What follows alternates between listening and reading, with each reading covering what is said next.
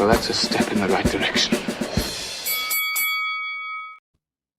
Hello, everybody. Welcome back. It's that time of the week. Gen Z Reviews, episode 42. Jeez, another day where I can't believe we've been doing this for 42 weeks. That is insane. Always a good time being with you, Luke, and it's great. Everybody else on our panel. Today is a very special day, everybody. We've been catching a lot of crap from people because, us young heads, we're just not the biggest fans of all the old films. I hate to say it. I love a lot of these classics that a lot of people grew up watching. And then there's some that just didn't really hit as hard for us. But one that absolutely made a huge difference in my life is M. Night Shyamalan's Signs in 2002. I was born in 2002. This was probably the most adult film I watched growing up. It was this movie. It had a huge impact on me. It is my number one favorite film of all time. And today, while watching again with you, Luke, I was reminded that there really isn't a single scene in this movie that I don't love. Not just love. I love every single scene in this movie. And it doesn't stop for me. And me saying that, I mean, that's a lot coming from me because, a lot of people, sometimes they don't like our thoughts, and we haven't been all that pleasant lately. But with Signs, I only have good things to say. But I'm also excited to see everybody's criticisms because, oddly enough, our friend Kyle, he's reminded me that, in our present time, for whatever reason, a lot of people have been hating on this movie. So we're going to be getting into that. But before we, get deeper into the movie, because we have a lot to break down and explain with you guys here today, let's bring on our panel. We have a great panel here of talent, of crazed Signs fans. So let's bring them all on. We got our friend Kyle Corwith, Gen X Man, and World War Joe. We got the A-team right here. Hey, gentlemen. What's up, boys? How we doing? Yeah. Cheers, man. We're going to get into it. Yes, sir. And Kyle, I was trying to show everybody behind the scenes that I am drinking out of your Signs glass that you got me. But the problem is you can't see. I try showing everyone. Oh, there you go. You can see a bit of it, yeah. If it's tilted upward, a bit more. Yeah. There you go. Yeah. Beautiful. Drinking out of it. Beautiful. Water. Classic. But yeah. I appreciated you getting me that. That's a testament of how much I'm into this. And Kyle, you, I know, are also very into Signs. For everybody watching that isn't too familiar with Signs, it's I think it really flew under a lot of people's radars. I don't exactly know why I even ran into this at a young age like I did, but this was a very influential movie for me. We follow, of course, Mel Gibson. This is my favorite Mel Gibson role of all the films. And he is my favorite actor of all time, too. He's a grieving former reverend. He is accompanied by his two young children and his younger brother, Joaquin Phoenix. As, before the movie starts, they live peacefully on this remote Pennsylvania farm.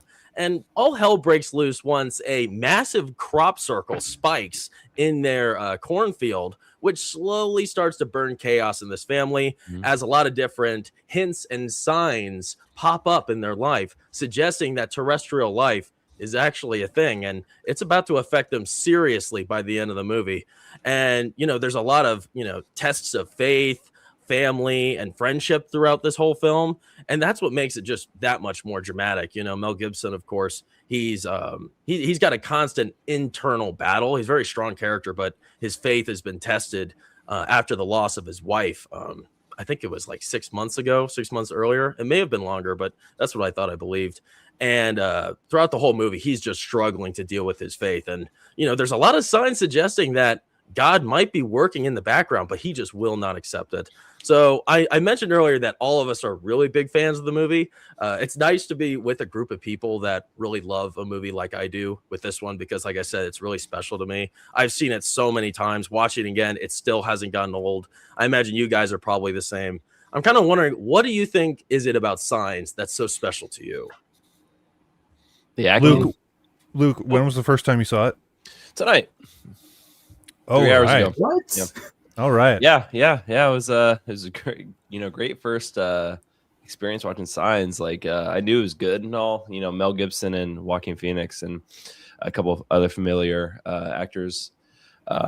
But it was just a touching film, like with the acting and the emotions. And I like to mention really quick that this film began production September 12th, 2001, the day after 9/11. Wow. So that could have caused a lot of like the emotions and the acting. They were all still shocked and, you're confused, and so yeah. But I just really enjoyed every minute of it, like you said.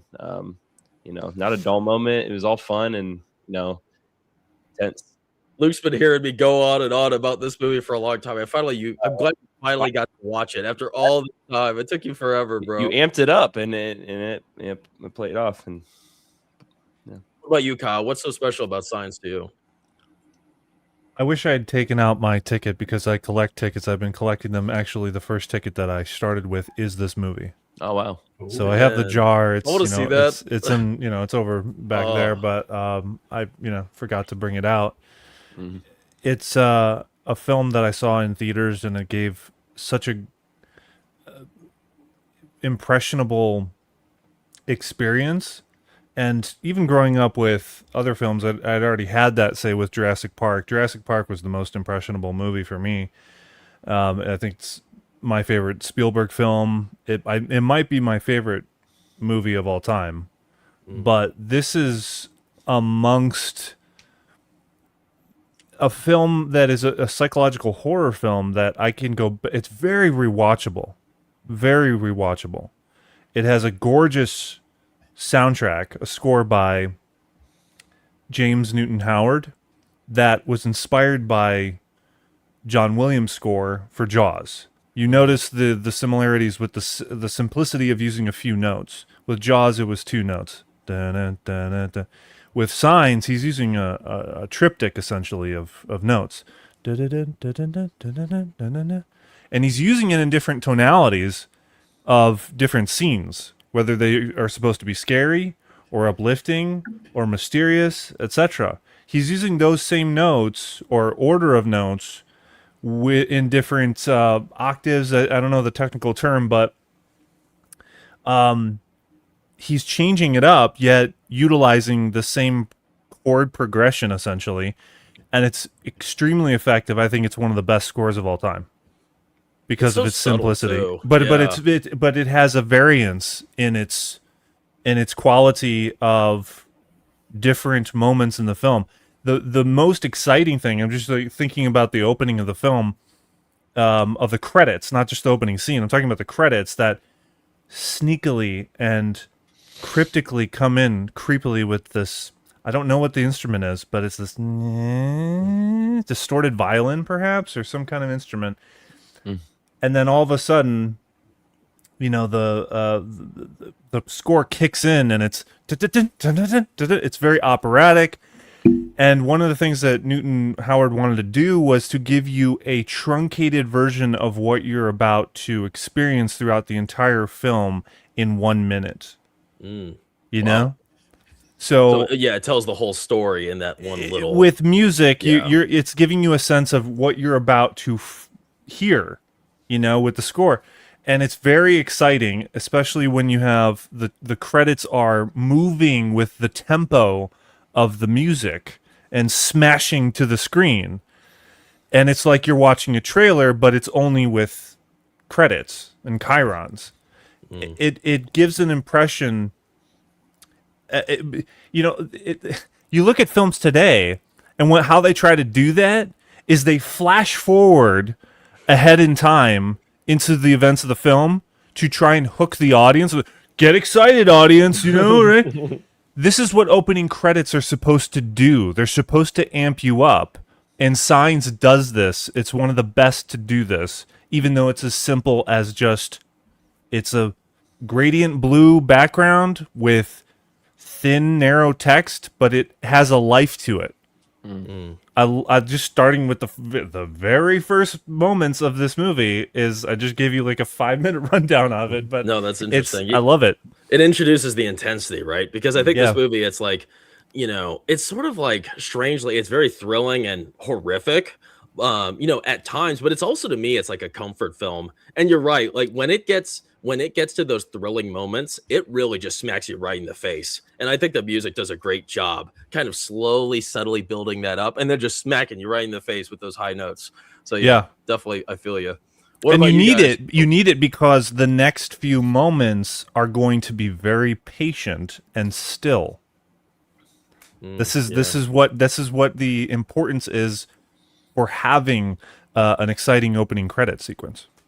and more movies need to bring that back. Yeah, I feel like I'm starting to see it a little more. But Unfortunately, horror does it I'm pretty seeing the often. opposite. I'm seeing the flash forward bullshit of we give you a little tease, and then it doesn't really, it doesn't, it's not needed. Yeah, You know? sure. No, So- exactly. Reveals too much. What about you, World War Joe? I know you were excited to jump on here and talk about signs. What do you love about signs? Absolutely. But for me, it hits on two major levels. The religious aspect, where we actually get to see God's plan unfold on screen. And as we all know, sometimes it's not the happiest or nicest plan at first, but then later on you realize, okay, this all makes sense. This is why I'm in this position. And then you have the alien invasion aspect, where it's a very small, grounded story. We never actually see the invasion. Right? A lot of this movie is just the people in the house. We don't hear fighter jets going over, and we don't get to see the aftermath. We don't even get to see what happened in the town afterwards. So it's a very small, character-driven movie. And as Kyle was saying with the soundtrack, if you listen to this thing on mute, it's probably not a scary movie at all for you. You miss, I think 90% of a lot of the fear moments of this is the soundtrack just bringing you in every time.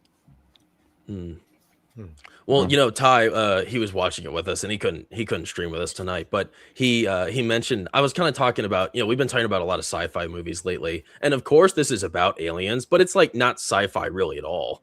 And he considered it more of like a home invasion story, and I thought that kind of stuck with me. Like, yeah, that's literally what we're watching. I don't really think of this as sci-fi at all. I mean, you have small moments where you see UFOs in the sky, but through the TV, but beyond that, it's definitely just strictly drama. What about you, Gen X, man? I know you're a big fan of signs as well. What Yeah, you well, what you guys, about it for you? a couple of you guys threw down the gauntlet like this was among your favorite, if not your favorite movies. So I want to tread lightly here and carefully. But that's actually We're not that hard snowflakes. I mean, because- we can take it. Go for it. No. Go on. I said that, and then I'm like, well, no, I only have positive things to say here. But, I think for me, it's master storytelling, and I guess as I get older, and I've seen it so many times, but watching it again tonight, it's a story that has different layers to it, and different little plot lines and bits and pieces of the characters' backgrounds is sort of seeded as you go along, and then it all comes together in the end. And that's really cool. I think what's something that's special about it that Joe there pointed out was that it isn't afraid of spirituality, which a lot of movies are today. And a lot of movies really just kind of throw you in the mix of chaos, and the only forces at work are the ones you see on screen. And in this one, you come to find that no, there's other forces at work that are really giving shape to it all. And I don't think Hollywood knows how to deal with something like that, so it avoids it entirely. But yeah, and as we go through life, we all have bad things that happen to us as well as good, and you're always looking for that meaning or purpose. You're kind of always hoping somebody's out there in your corner there to bail you out. And when bad things happen, you're always trying to figure out, well, why did that happen, and what's the significance? What does it mean? And so this movie doesn't shy away from those kinds of things, and I think it just has those sort of timeless themes that everybody has going on in their minds at different points. Yeah, I completely agree. And it's so it does it so elegantly and subtly, and it's not Yes. it's not hammering a message over your head at all, but it's a convincing tale. And I think you made a good point that when we're in fear, we usually our minds just go to the worst possible situation, right? Like what could happen. And sometimes, when you're afraid, or if you're in a life and death situation, or maybe you're just in a dramatic point in your life where you have a bad conversation with somebody, you think about, is God there to help me? Is there, is this meant to happen? And that's kind of what gives me faith in life, is realizing that everything happens for a reason, really, and that even the bad things, that it's part of my growth and going through that. And this movie does such a great job portraying that as well. I think M. Night, we were talking about him after the movie, and it's such a shame because when he hits with these movies, he hits hard. He does a great job. I mean, everybody loves Sixth Sense. Split was good. Unbreakable was great. Yeah. People like The Village a lot. He's had some great ones, and he's had so many duds too. The Visit was great. And this, to me, this is definitely his masterclass work. And I think like what he does with a lot of these really strong films that he has is he does such a great job at sucking you in. And really none of these scenes cease to disappoint. And I think like, you have to give a lot of credit to these actors too. My gosh, Mel Gibson, he doesn't do much physically to shine as a really strong main lead. But man, when I see him, I just don't imagine that anything bad could possibly happen to him. And I don't know, it's like kind of mysterious how that happens. I think it might be because of his confidence and because he's his performance, he carries himself with as a wise person. You could just tell looking at him and the way he acts that he has an idea of what's going on, or he's not a person that's easily worried by a lot of these situations too. He's a straight-minded individual, and his main focus is on protecting his family and keeping everybody from going crazy from this whole event that ensues. And I think that his character here, without Mel Gibson, it would not work. I don't know who I could throw in there to replace him, but he really carries this movie with me. And his relationship with Joaquin Phoenix, seeing those brothers and their chemistry, they get along so well. They're so different, but the respect you see that Meryl has for Graham, Joaquin for Mel Gibson, it's so clear and it's so authentic. And the way that the kids, kind of the little bits of drama between the kids and Graham, as well as between Meryl and the kids, it all just works out so well. And I feel like I'm watching a real life family. And there's so many moments in this movie where my heart it either aches or it's warmed, but they just play the emotional tune here perfectly. And there's no other movie that really plays as beautifully as this for me. It just always moves me. Every single scene finds a way to do it. That's why I'm so excited to break this down, because I think there's so much great meat to this story that deserves a lot of attention. But before we get into the story, let me just say hi to everybody in the chat. We appreciate you all joining us here today. Let's get first to our super chat from our friend Mega Spidey Man. Good to see you, buddy, for £5. Is that what that is? I don't know. $5 euro. Okay, nice. Five euros. Great. Thanks, Mega. It's a C with a flame going through it. Ooh, nice. Lovely jubbly. Glad to see you covering this. To all, fave Mel Gibson film and why? Fave Joaquin Phoenix film and why? Probably not Joker 2. Yeah, for me, this is definitely a favorite Mel Gibson movie without a doubt. I really like The Patriot too. That might be my number 2. And you'll see why throughout the stream. Favorite Joaquin Phoenix film? Gosh, it's probably this. I hate to say it's probably this. Or I thought he was great in Joker. I love. Yeah, I give him Joker. And I loved him. I loved him in Eddington, Kyle. I still loved him in Eddington. Even though he's not the issue with that movie. I don't know what it is with that movie. You thinking the way you think on that movie. I know somebody who's in the film industry that I've worked with, who's a producer. He considered it his best movie of that year, and he thinks similarly to you. And I just like, did you not catch the end and what it's trying to say? That conservatives are grifters? No. And his response was, it has a lot of messages. Okay. So it doesn't know where to pick a lane. All right. What about you guys, real quick? Favorite Mel Gibson film? Favorite Joaquin Phoenix film? Joaquin Phoenix, The Joker, all the way. Mel Gibson, Braveheart. Nice. Well, you hit on this earlier, Jackson. This is Mel Gibson kind of playing against his normal type.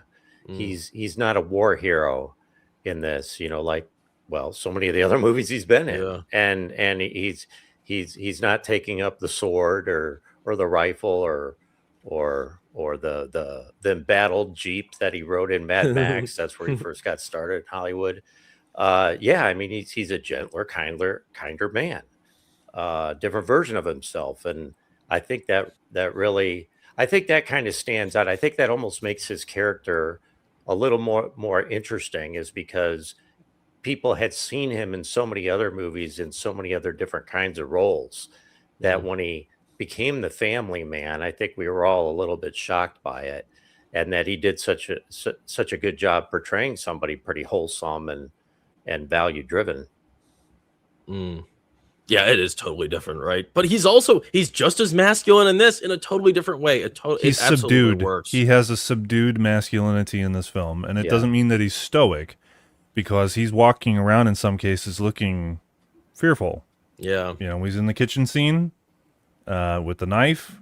He's scared because it takes him forever to do the process of grabbing the knife. He slowly goes towards the space underneath the door, and then he hesitates, gets back up, leaves, and does everything that he just did in 5 seconds. So Yeah. It's weird, yeah, in those moments where he does show fear, because he has several. I think he has maybe 3 or 4 scenes where he kind of freaks out for a moment. But there's something about it where it's like I don't disrespect his character because of it. It just seems so real, and it doesn't degrade him at all.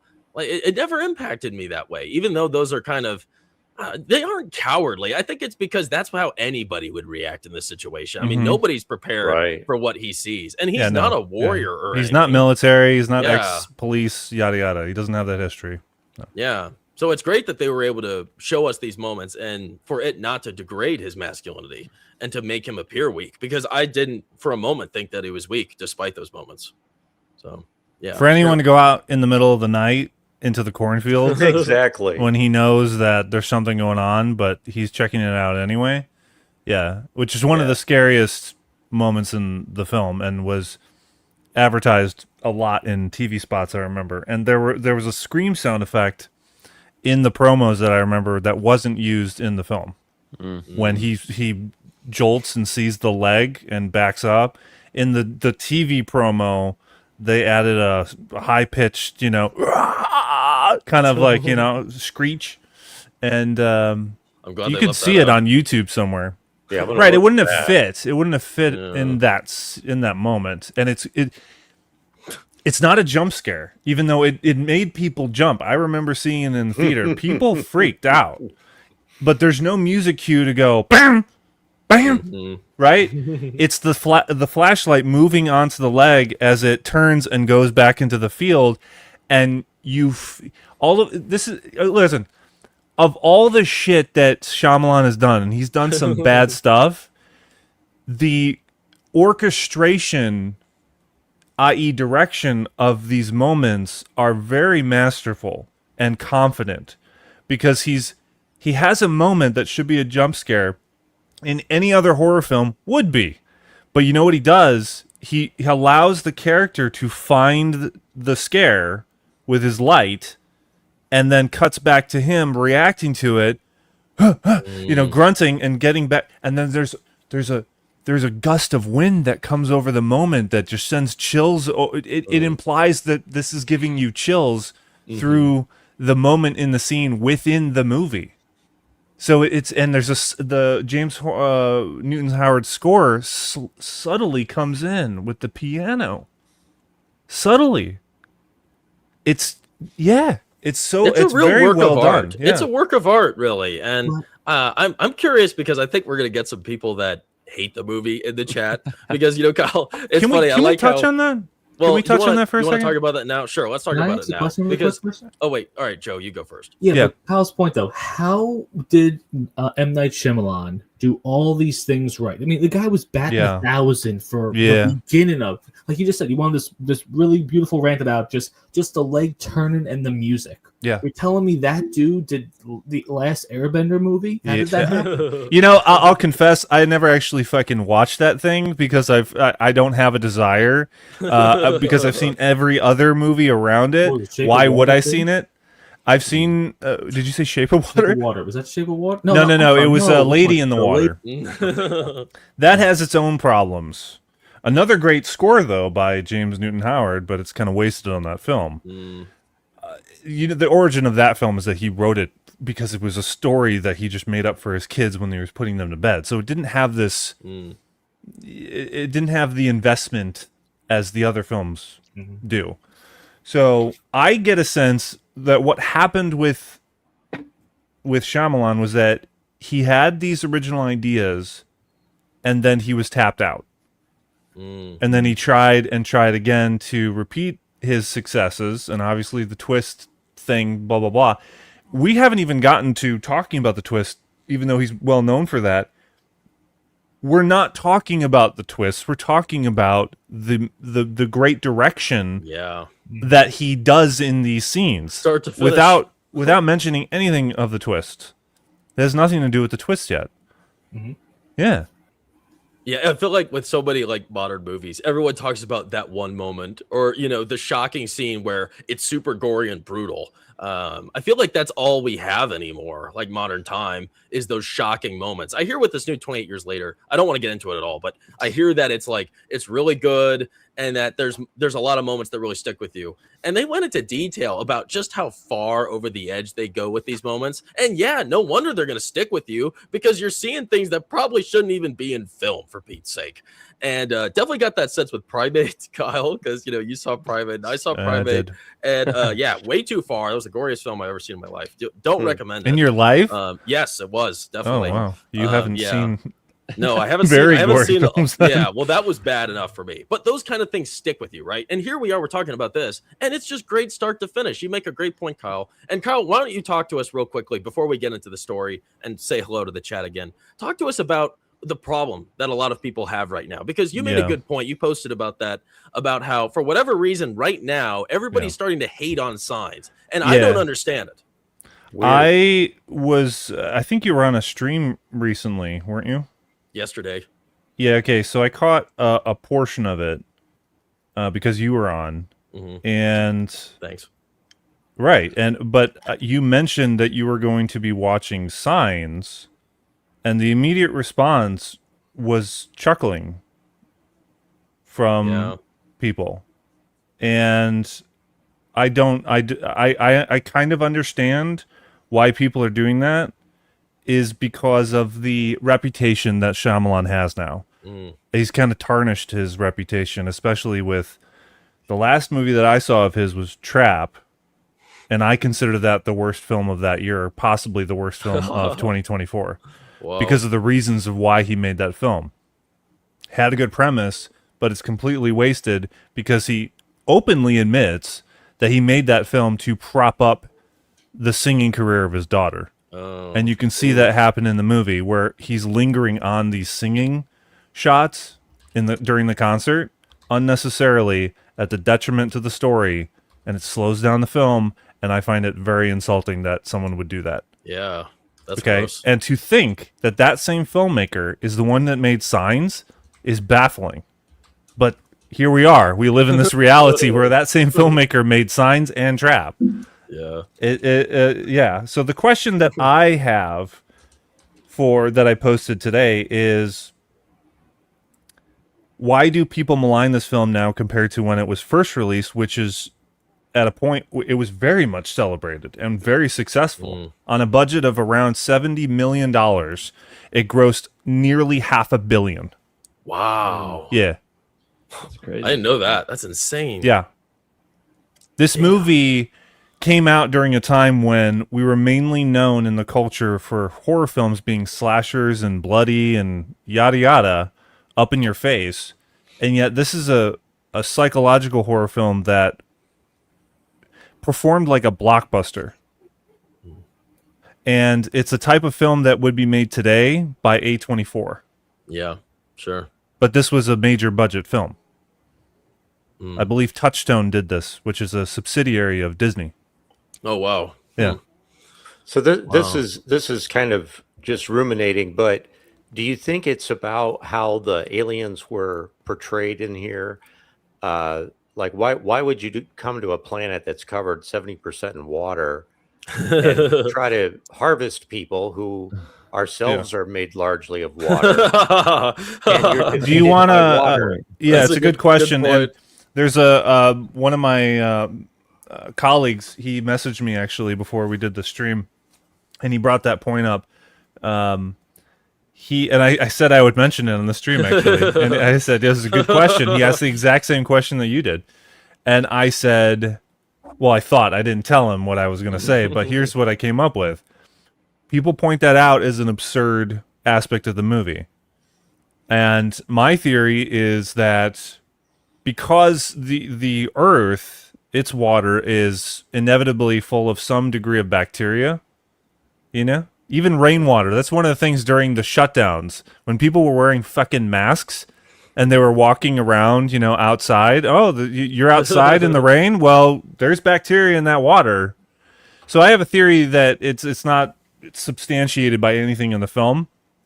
But the theory goes is that where the aliens are from, if they're literal and not, you know, which they could be demons, right? Spiritual beings, yada, yada. There's one theory to go by that.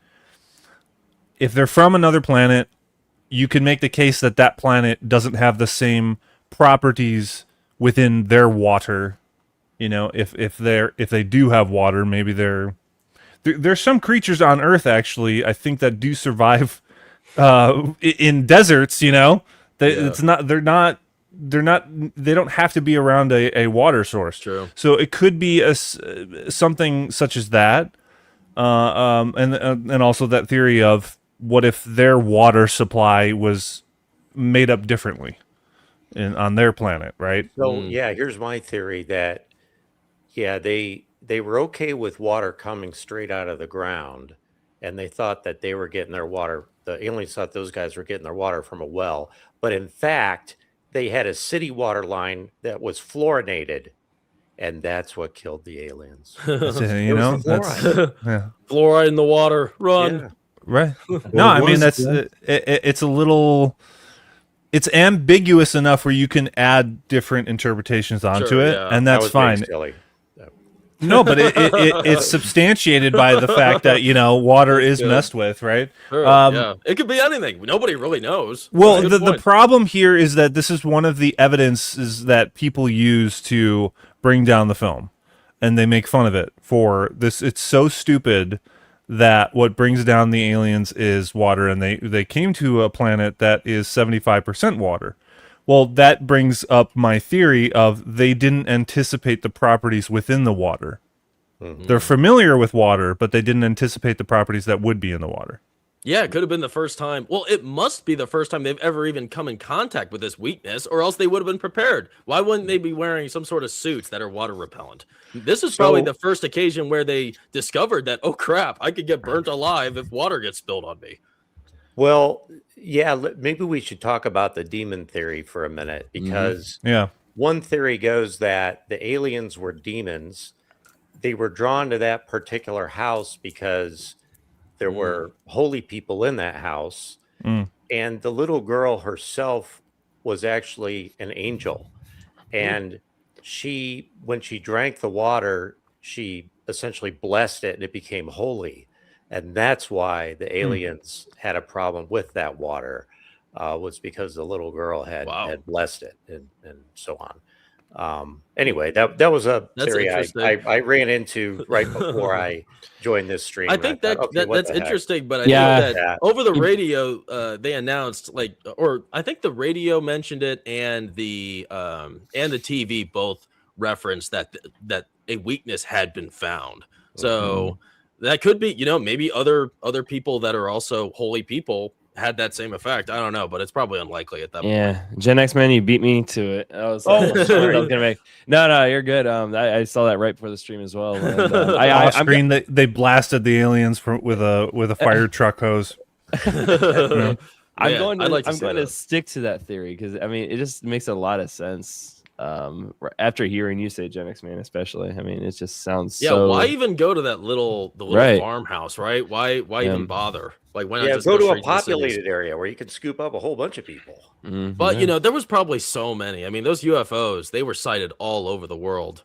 And the crop circles were, I think they said they were like destination markers, or it was like points on a map for them. Yeah. And that the aliens had landed a mile away from those spaces. So there's the first house, right? Miles radius within that zone. So I guess it kind of makes sense. Well, I have an answer for why they messed with the house. It's because there's almost a vendetta now, because I think they were very observant of what Mel Gibson and his family were doing, and they were being very snoopy around those aliens, and I think they had a little vendetta. Think about the last alien that came back. He had a vendetta. Oh, true. Yeah, he went to the yeah. house. Yeah, that's not like he's just going to stumble into that. Fair point. Yeah, we don't even know how far away Ray Reddy was, like that house from Mel Gibson's house. Could have been really far. Could have been short. Yeah. You know, that's also, that could be good for context. Interesting. Well, the thing that we didn't really get into, which is why we brought this whole thing up, was the I have seen over like a year you talking about sporadically on various streams where you'll mention that Signs is your favorite film and people will laugh at you. Yeah. And they say what's wrong with you or whatever, blah blah blah. And like they really that's the battle that and hill they're gonna die on. It's strange. For Signs. That's really their qualm. The number one qualm is if they hear someone saying that they love Signs, that they're gonna, tease you a bit. Like, I think that's why. It's not like you're loving strange, like Mr. right? Popper's Penguins or some shit. That's how they treat it, man. I think it's Or because Avatar. I don't think There, a lot yeah. of it, I don't think a lot of the hate like directed towards me with Signs has to do with Signs being bad. I think it's more like there's so many other better films in other people's perspectives than Signs, right? I mean, it's that's the way I take it. I don't think people really hate on it unless they like strictly hate on it. Like, Oh, I'm sorry. Not every movie can be Old Boy, guys. Old Boy. Oof. Wait. Or what's the one? M. Night did another one. He did Old. Didn't he do Old? Yeah, that's right. He That did, was yeah. bad. Yeah. That's Interesting a different one. concept, unintentionally hilarious. Which this film could go down that route. This is what's weird. I can see some of you will look at some of these moments in the film and the way they're written and the way they're paced out. There is a bit of comedy in there, like when she's asking about the Scandinavian women, or she's mentioning. Are you sure that someone can't jump up onto the roof of the house? Mm-hmm. This guy got on a roof in a second. A roof is 10 feet high. I don't know, Meryl. There's some Scandinavian women that could jump clean over me, excluding the possibility that a Scandinavian Olympian was running around our house last night. What else might be a possibility? You're literally Meryl, bro. Okay, so Yeah. that was is a direct quote. those actors are Joaquin, Mel. They had conversations with Shyamalan that the way you wrote this, maybe you thought it was serious, but this is funny, and they play it that way. Yeah. I remember when I was watching this, it was after I'd seen it in the theater. I was at like a resort, and this was like pre, movies coming to streaming. I was at a resort in Wisconsin, and we were able to rent movies that were still in theaters, which was like baffling to me, at the time. Yeah. But I watched it with my ma, and she found various moments in the film funny. She laughed out loud. Right? Oh, So there's those some funny dialogue moments, moments. yeah. Yeah. Picked in there. And they're carefully selected. And you know what? With that character, I love her. I'm not kidding. I think she's my favorite female character in anything. I love that cop. We're gonna get to her once we get into the story. But I think those moments, those comedic moments, they're necessary. And I think they're played really well. And they're convincing. It's like, of course she would say that. She's the kind of person, like, I don't even know her that well. But she's got that, that accent, that twang, right? And she's, a country girl out there dealing with pestful weirdos, of course, that cops have to deal with in gas stations, whatever else. So she's got some funny stories, some funny anecdotes, right? So it makes total sense to me. Well, the other thing is, I think this was his third movie. He had Sixth Sense, very serious. He had Unbreakable, very serious. So he wisely added in some This humor. was the third Levity. in that Yeah, trilogy, and it helped a lot. It lifted it, the way it wasn't as heavy. You weren't dragged down the whole time. Yeah, I want to know the timeline of these coming out. That would be crazy if he had that spree dropping those 3 in a row. Well, That would be let awesome. me tell you something. Like specifically, with his career. So he made I think it was self-funded, a movie made in India or set in India. I think he was born in America though, but he is Indian. He made I don't know what it's called, but he made that, and then he wrote or directed a movie called Wide Awake, which was not thriller or anything like that. Yeah. So something something I don't know about his career. Like, what sparked him to change course? Because the last film that movie Wide Awake, no, he did direct it. I'm looking at the info. He wrote and directed a movie called Wide Awake, which is a PG family comedy with Rosie O'Donnell. Oh, Okay, gosh. yeah. So how do you go from that to your next film being the masterwork of Sixth Sense? Yeah. Wow. That's Like, crazy. what sparked that trajectory change? He had to get all that out of his system. Maybe he was on drugs or something. I maybe got advice from a counselor or an agent or something. Something had to have happened. Again another theory that's unsubstantiated by anything. But there's a movie called The Muse that was by Albert Brooks. And it's about a character literally communicating with a Greek muse because he's out of inspiration. He's a screenwriter. And you have amazing cameos in that movie. You got Scorsese, James Cameron, and in moments that could actually be used to show for, like, James Cameron, for example, where he's trying to go, because it's implying that Titanic was successful because he communicated with this muse played by Sharon Stone. And so anyway, long story short, the fun theory in the back of my mind is like, Shyamalan had a muse and he got Sixth Sense, Unbreakable, and Signs, right? His triumvirate successful films from a muse. Right? So, because how else do you explain that sudden drop off? It just downslope there. He hasn't been back since Split. I think that was his last like big hit. Was that like 2017? And then before that, The Visit. What'd you say? Was that like 2017? That was a long time ago. I bet it was 2017, and then The Visit, I believe, was 2015. So yeah, 10 years ago. Well, Pretty tough. Sometime after, I know it was after The Village. I don't remember which movie after that. He had a nervous breakdown. He just collapsed under the weight of the movie he was working on, and I just can't remember which one it was. That's a shame. But you got to wonder, if that might have contributed to his sort of fractured directorial skills. Real quick before we get into was the it story. After Earth, the Will Smith Oh movie? no! Yeah, I bet, yeah. If he's gonna collapse with any film, it's After Earth. That's for sure.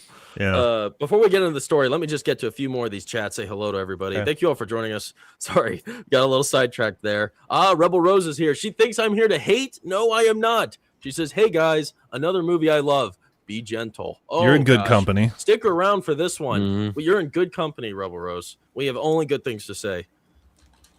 Yeah, born in 2002. Yes, and Megan, she says, 2002. Man, do I feel old.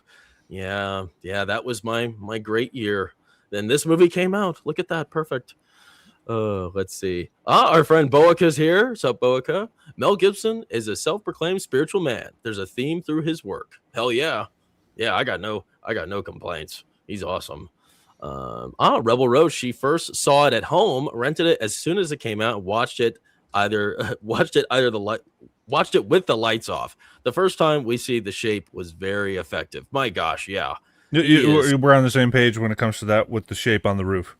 Yeah, it hits. That freaked me the hell out. I think that was maybe the biggest thing that stayed with me, because my parents' house when I was growing up, one of the rooms, and we would circulate rooms, my siblings, into different parts of the house, but one room in the middle, upstairs, and we would always call that the middle room because it was, sandwiched by two corner rooms. So I'm in the middle, and the way that this middle room worked was there was a window that, the way the house worked is right at the level of the window were additions of the house, and the roof was at the level of the window.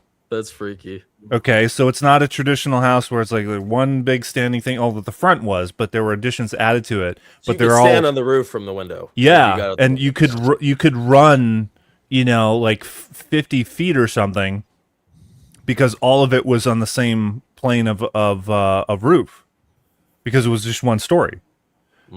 So when I'm going to bed after having seen Signs and the few nights, the moon is out and you can see clearly out the window. You have this long track of roof ahead of me, and that's all I could think about. It freaked me the hell out because of the shadow that appeared on the barn rooftop in that scene. It's Yeah, I so didn't sun catch that that just scene. flashes you. Just boom, there he is.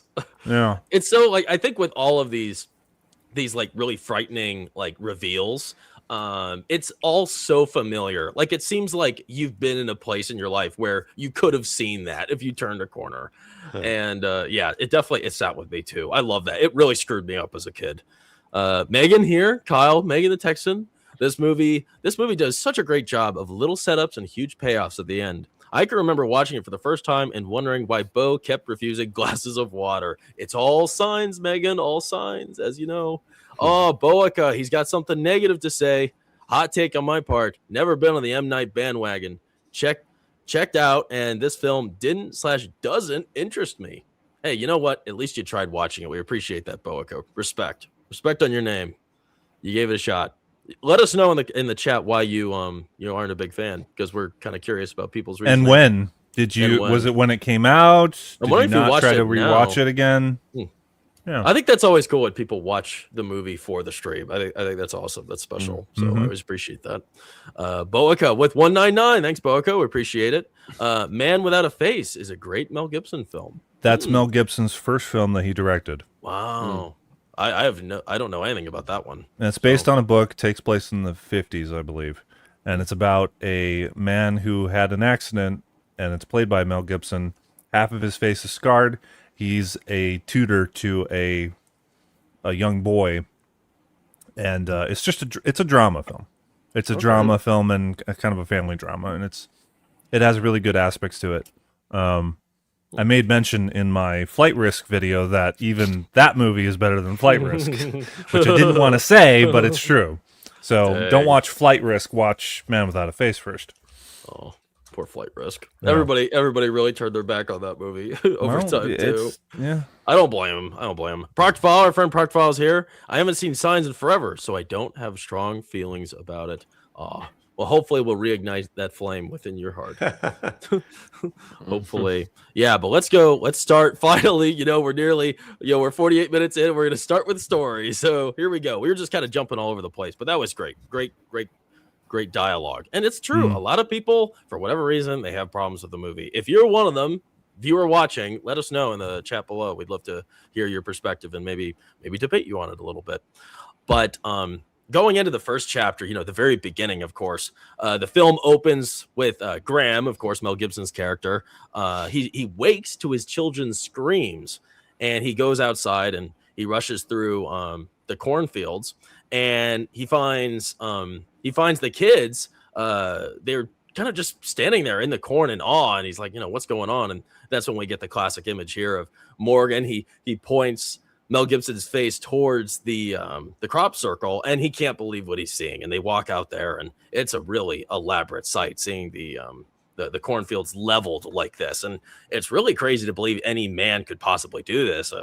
Throughout the movie, they kind of reveal how stuff like this has been done, and there's like a technique to it, which is just insane. I mean, obviously, in real life, we've had crop circle incidents, and I guess all of them have been debunked. There is a method to it, which is crazy, but they did such a good job painting these beautiful crop circles in his field. And he does not imagine that this is anything extraterrestrial. It's got to be Lionel Pritchard and the Wolfington brothers, right? Those pranksters, them getting involved, screwing up his farm. And he does not see anything beyond vandalism for this. Now he dismisses it as a prank, right? And Merrill, he doesn't really see this being much more than a prank either. And the kids are definitely intrigued. I mean, this is a small town family. They're, very tight tight knit family here. Mom just died, and they're dealing with that loss. And Graham is lost. He's lost his faith. He's no longer, he was a strong man of faith. He was a priest, for Pete's sake. And losing his wife, he lost a lot of his faith, and that's a lot of his character, right? So that part of him is missing.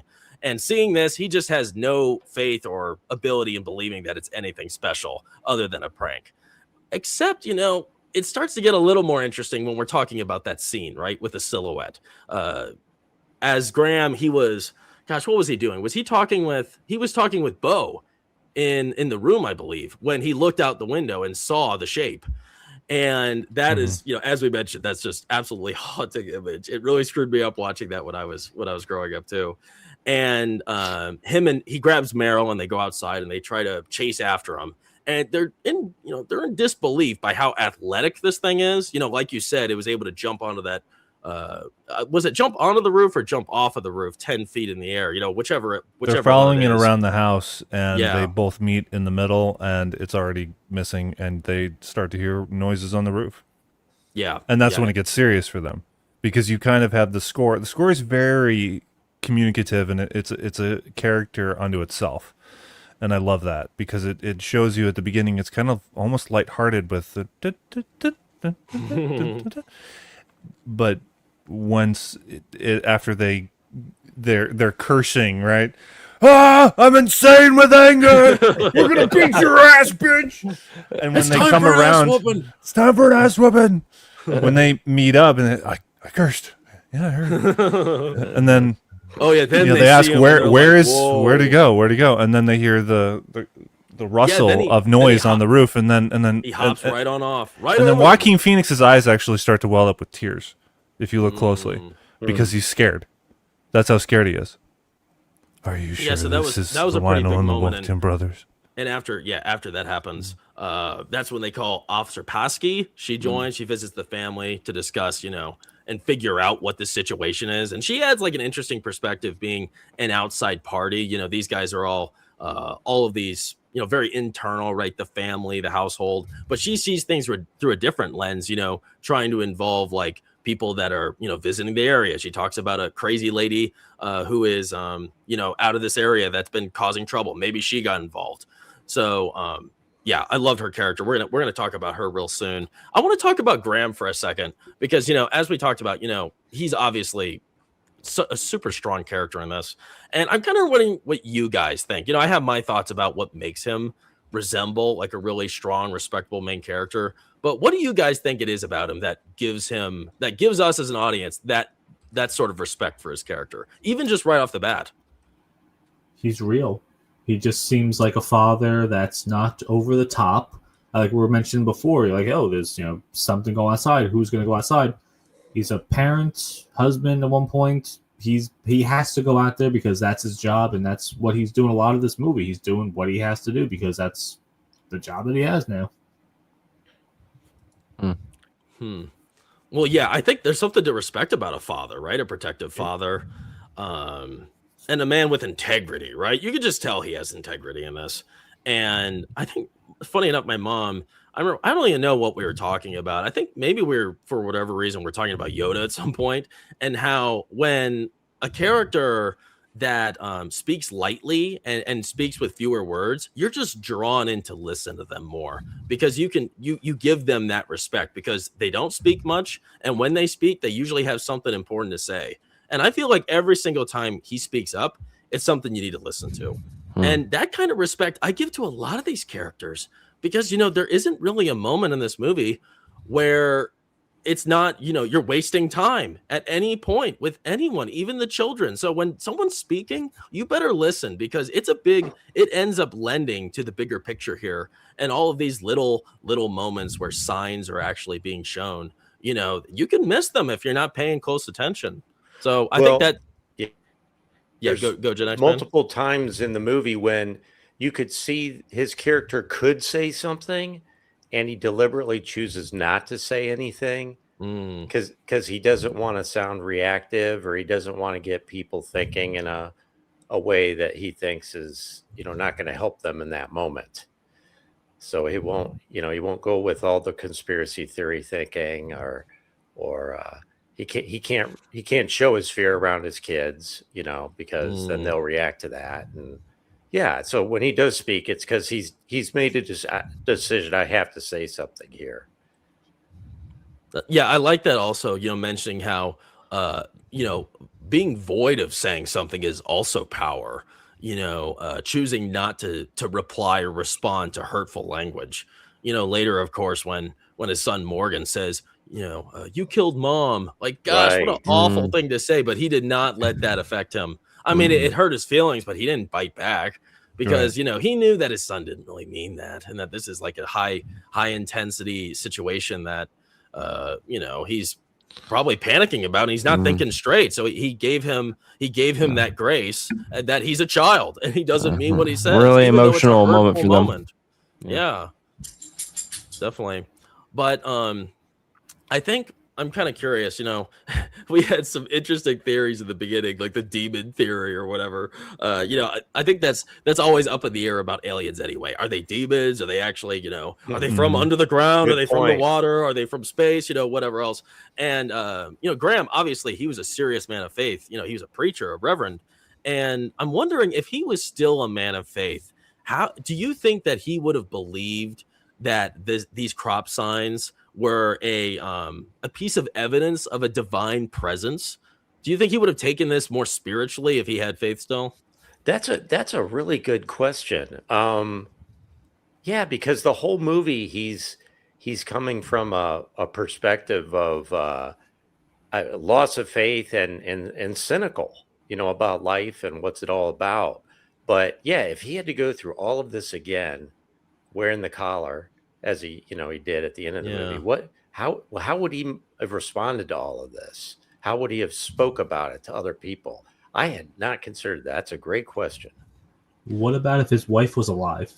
Or How what? would Yeah, that- what if his wife was alive? Yeah. Would she have wanted to pack the kids up and go? Would she want to just, boarded everything up? Right, write it out. Uh-huh. Well, in a few years, AI will be able to paint that picture for you. Hell, I could do it now. Just ask it. Yeah, right. Probably not. Signs yeah, to electric boogaloo. I kind of wonder about that.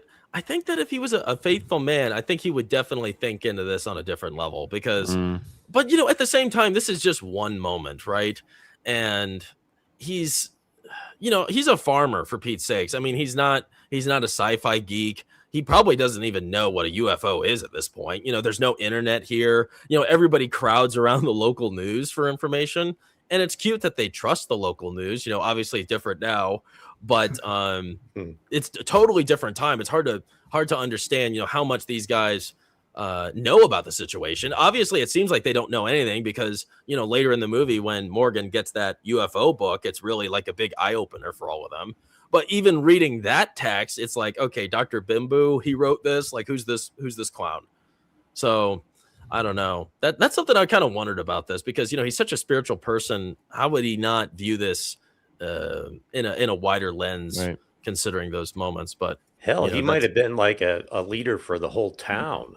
Everybody be coming to him looking for answers in all this, along with the cop. So it sounded like they had a long-standing relationship and talked often. So you could sort of see where there's some sort of town hall meeting and they're in the middle of it trying to help their locals get through it all. Yeah. But he'd be, he'd be standing on the foundation of faith. So he'd be able to probably speak with a conviction and maybe not as much fear. You're kind of right. I think if he was still involved in the church, a lot of people probably would flock to him. Like, what do we do? What do we do? Because there's not like, nowadays it's crazy. You can ask ChatGPT and it'll give you a direct answer to your problem with sources, whatever else, right? I mean, back then, you'd have to talk to somebody about it, right? Even a book is probably not going to have the answer you want. So good point, Gen X man. This movie, I think what appeals to us so much is obviously how grounded it is. That's what I love. I mean, the alien aspect is really a side note. I mean, it's a moment of horror that drives a lot of the drama in the movie, right? And I love that part of this. But, overall, the movie, it's so grounded despite how fantastical this is, that aliens are descending from their UFOs to harvest humans. I mean, it's a pretty outlandish concept. So what do you think it is about this movie that makes this extraterrestrial story feel so grounded and real? Well, I it's not really about aliens. I mean, the aliens kind of drive the story forward, but it could have been anything, you could be any number of other, it could be a big fire that's might engulf their home or, and threatens the people around them. It could have been some other calamity. They just, they chose aliens and that worked for hooking the audience. But I think you could have told a similar story and used a different foe or threat. I feel like how eerie they are, like how little they are doing in the film. It's just their presence. They're just like they have their eyes on the house, but you do not know what they can do. It's just the fact the stalking. I really like, just not being there. They're invisible, like they can change shades, which did they show that at all? Yeah, they do, sort of. Yeah, like the chameleon effect. Yeah. Yeah. You make a good point, though. They're very human. Most of the time they're pretty human until, we see the small moments where they exude the gas out of their arms, or what was or that they gas? have Was that like a loopy. Yeah, some sort of toxic gas. I think it probably kills these people immediately. Oh wow, that's what it sounded like. Could have been like So maybe I guess they use that to really bad and make you go to sleep. Yeah, that's a happy thought. Probably not. Well, Gen X man, I saw in the private chat that you have to go. It's a real shame. I need my beauty sleep. Yeah. Real shame. It was good having you on. Thanks for joining us. Yeah, thank you. I enjoyed it a lot. Great movie. Glad I get to be a part of the discussion. Yeah, no problem. We'll see you next time. Thanks for joining us. Gen X man. See you around, man. Everyone. Cheers, Peace. Gen X men. Rest in peace. I just had a That's one way to say it. You just go to bed. Yeah, different kind of sleep. Different kind of sleep. I was gonna say, I had a really dumb thought of I'm glad this movie came out back then when it did, because if it came out now in the year of our Lord 2026, what TikTok dances would people be doing to stop the alien invasion? Oh, because I'm just thinking like if you were to make it today, they would totally ruin it with social media. I don't think most people would even believe an invasion's happening, right? Like, if you got a text message today saying, "Hey, there's an alien invasion happening," would you honestly believe it? Probably not, right?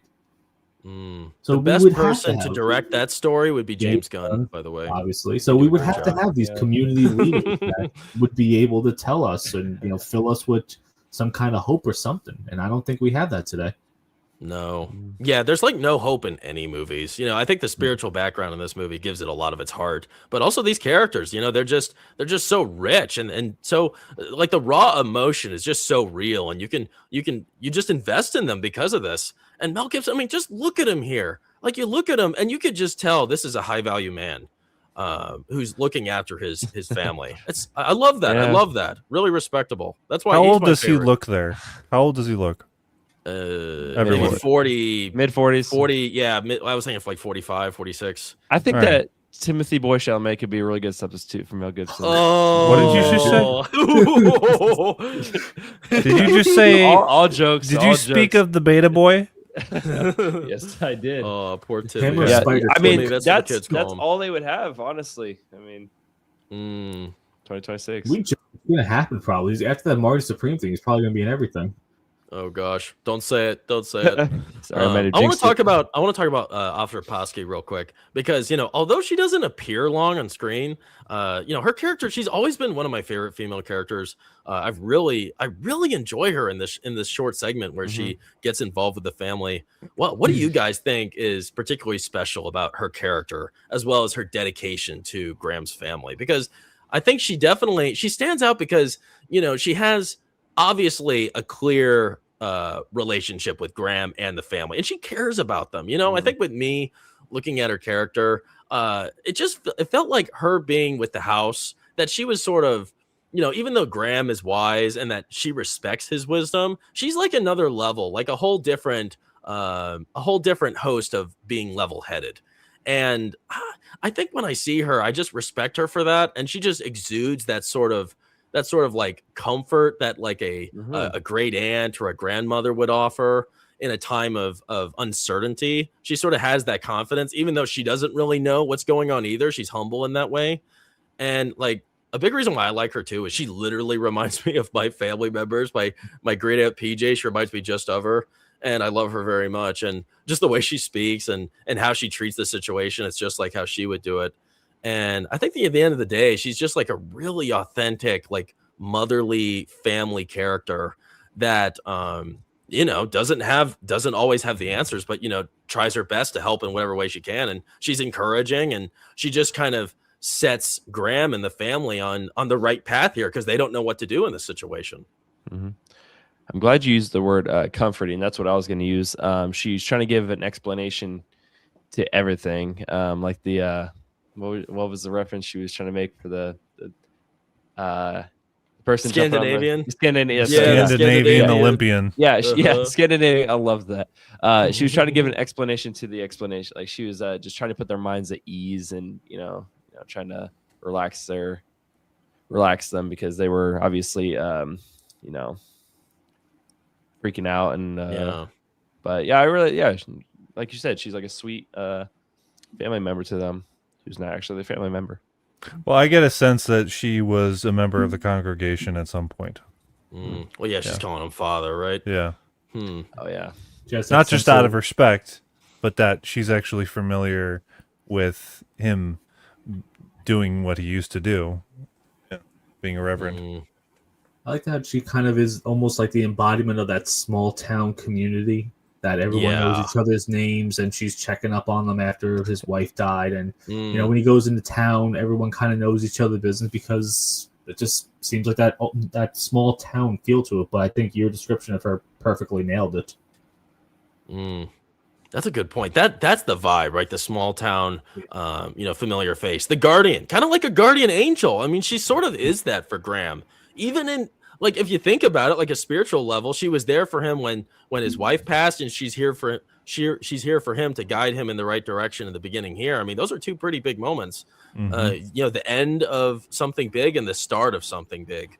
Even though it was a gentle nudge in the right direction, I mean, she also, we're about to get to the point where she recommends that Morgan tries out the baby monitor because, he loves her walkie-talkie, and geez, that baby monitor was really helpful throughout this movie. I mean, that baby monitor, it probably saved their lives on several occasions.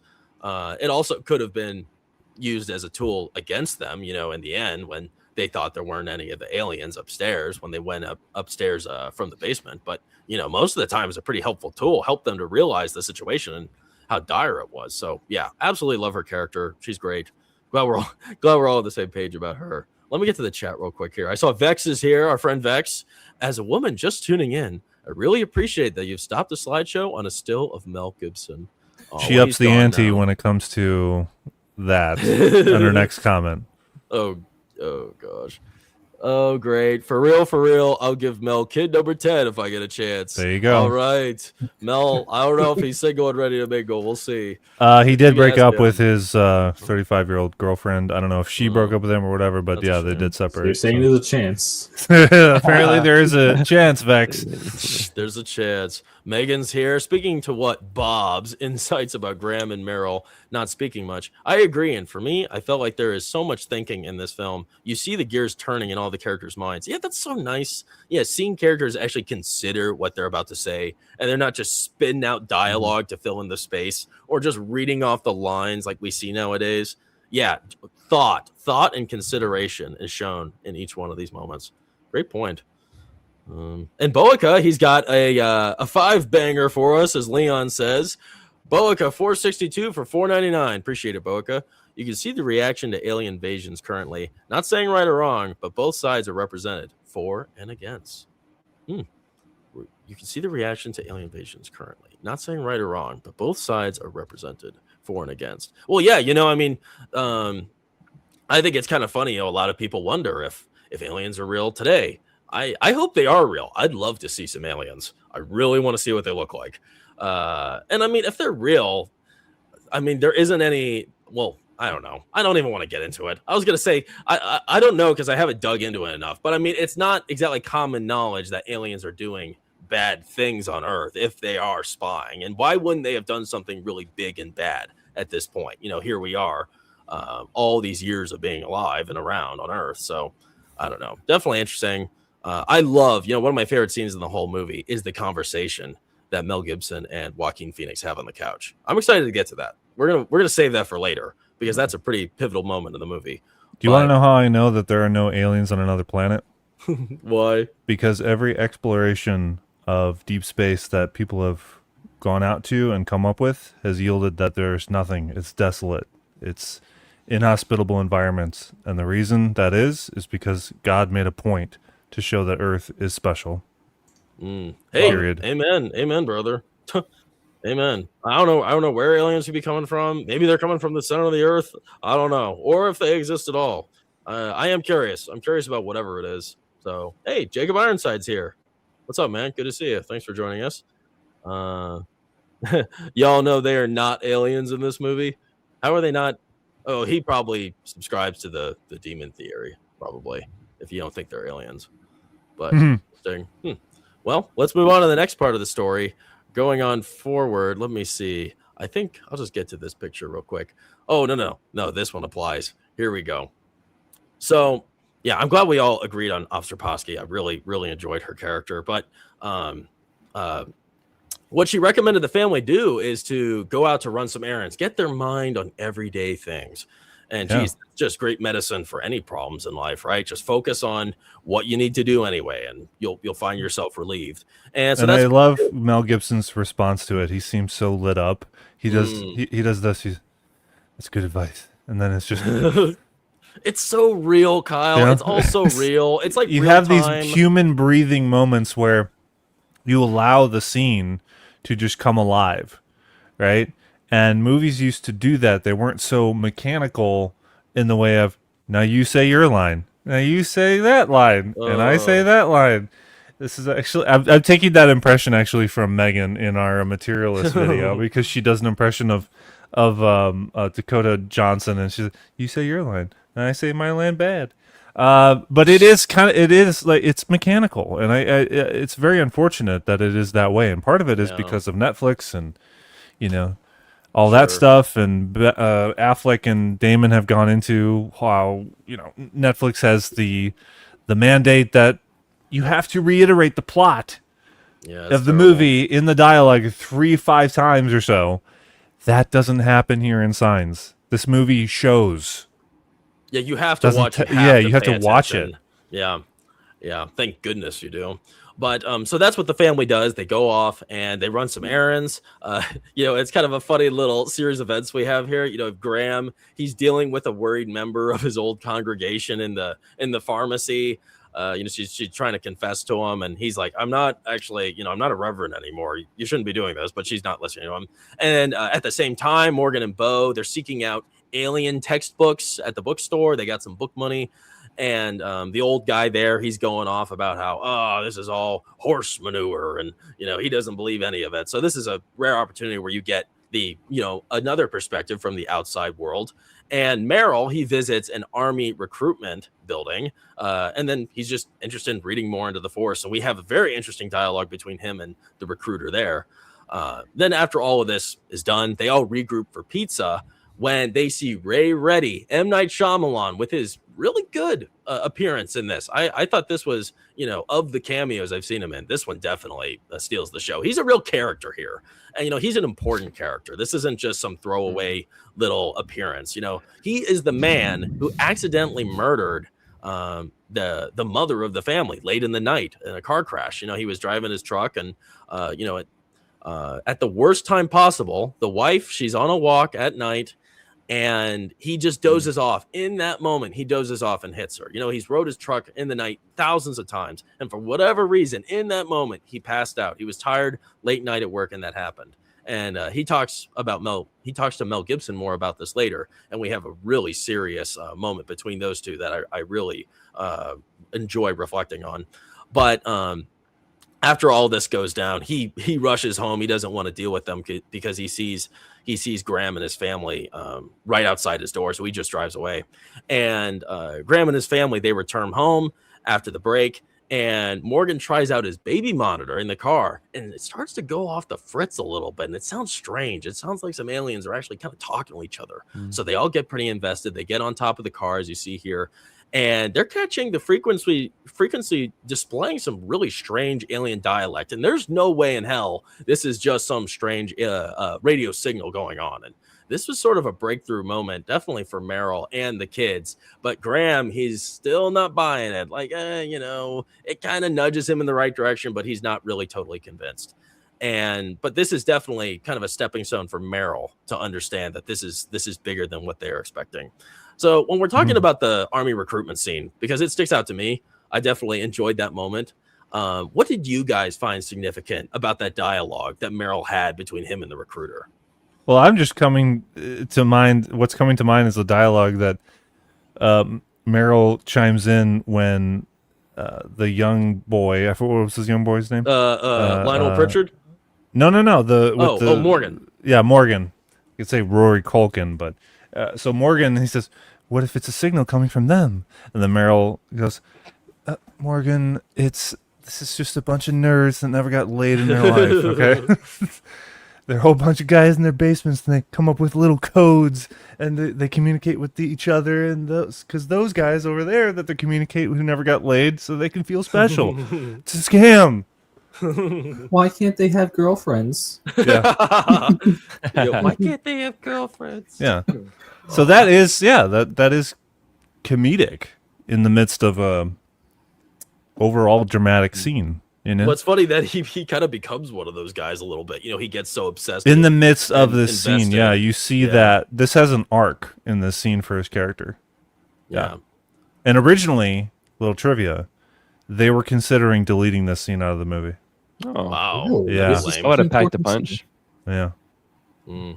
Well, going back to my question, I guess if nobody has anything to say, I'll just mention I have something to say with the armed recruiter thing. I was a little bit confused by that scene because he was talking about how people are seeing weird things around town. So was it the aliens that he was mentioning that was around town that people didn't know who they were? Oh, it must be. Yeah. I never really, because I think my opening thing was talking about how it's such a small story that we don't really see the outside world. So that scene always kind of confused me of what was it about. There have been strangers around this part. Well, I mean, later on, not long after this scene, those Mexican kids are having a birthday, and then the alien is right outside their door in the shrubbery, right? So pretty freaky. I guess they didn't have much sense for space walking around. But that's interesting. This is like in the wake of the internet, this would be such a different story. So this is like a perfect time to create this story before that happens. You literally just have word of mouth, and you have phone calls, and you have local news, right? That's as far as it goes. So pretty interesting. I thought, something I enjoyed about that dialogue was you get a glimpse into Meryl's character. He's kind of presented as, a respectable brother, right? An uncle to the family, but, he's working at a gas station. He's living with the family. He doesn't have many prospects, but it turns out, the recruiter reveals that, he was a really successful baseball player, or he was well renowned for breaking a lot of records. And of course, Lionel Pritchard, he comes in, he's the prankster. He's the roughneck, Lee's son, one of Mel Gibson's friends. And he comes in and he reminds the recruiter that, he's also got the biggest strikeout record, and he puts him down. It doesn't really faze Joaquin Meryl's character at all. But, this was a great glimpse into, his upbringing. He is a qualified man, and he's a man of passion. He was passionate for the support, and he revealed here that it felt wrong not to swing.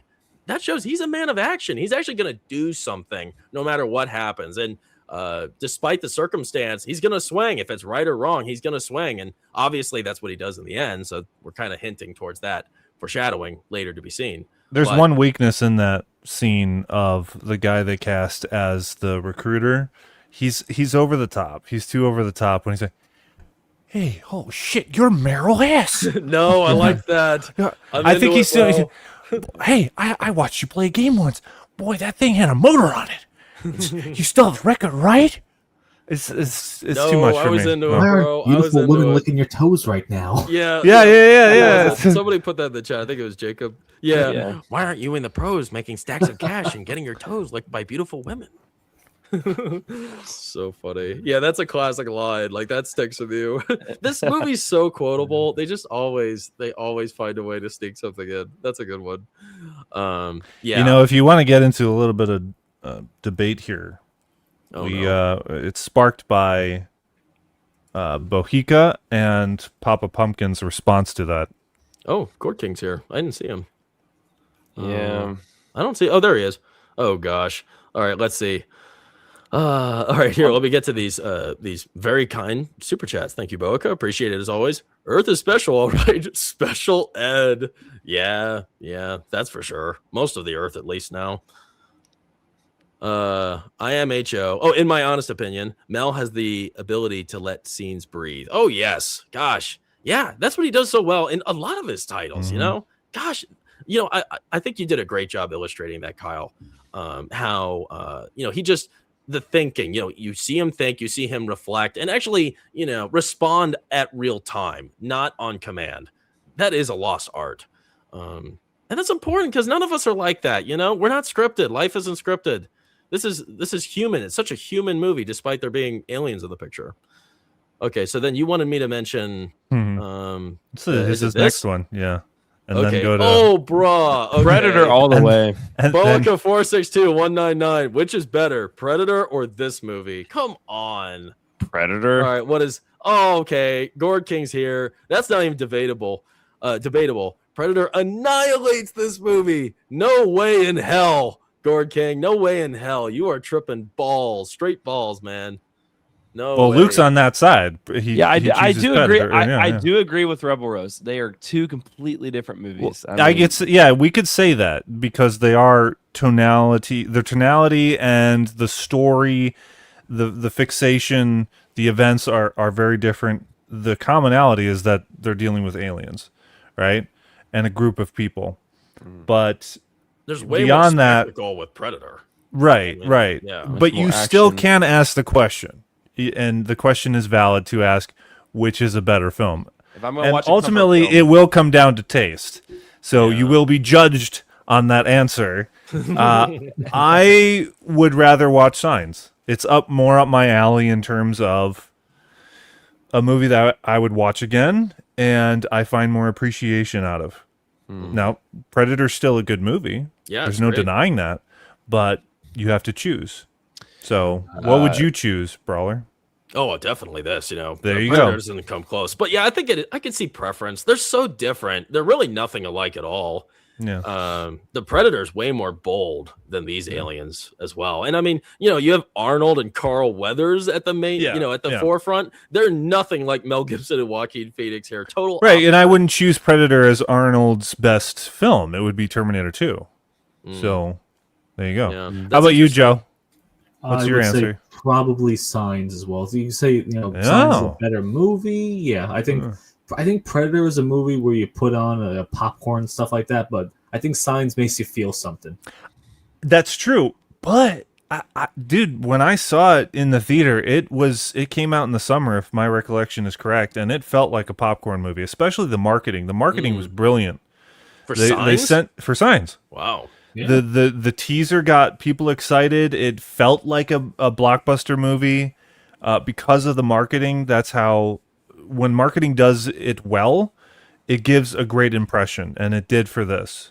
I remember just, when we had TVs and saw, network television, I remember seeing just the TV spots all over the place of them promoting what critics were saying and praising it and how much money it was making, that was very impressionable in terms of this movie is very successful, and it earned its way to that very well. That's cool. You got to see all of that. Like that's an image I had no idea about. I caught this. We caught this way later.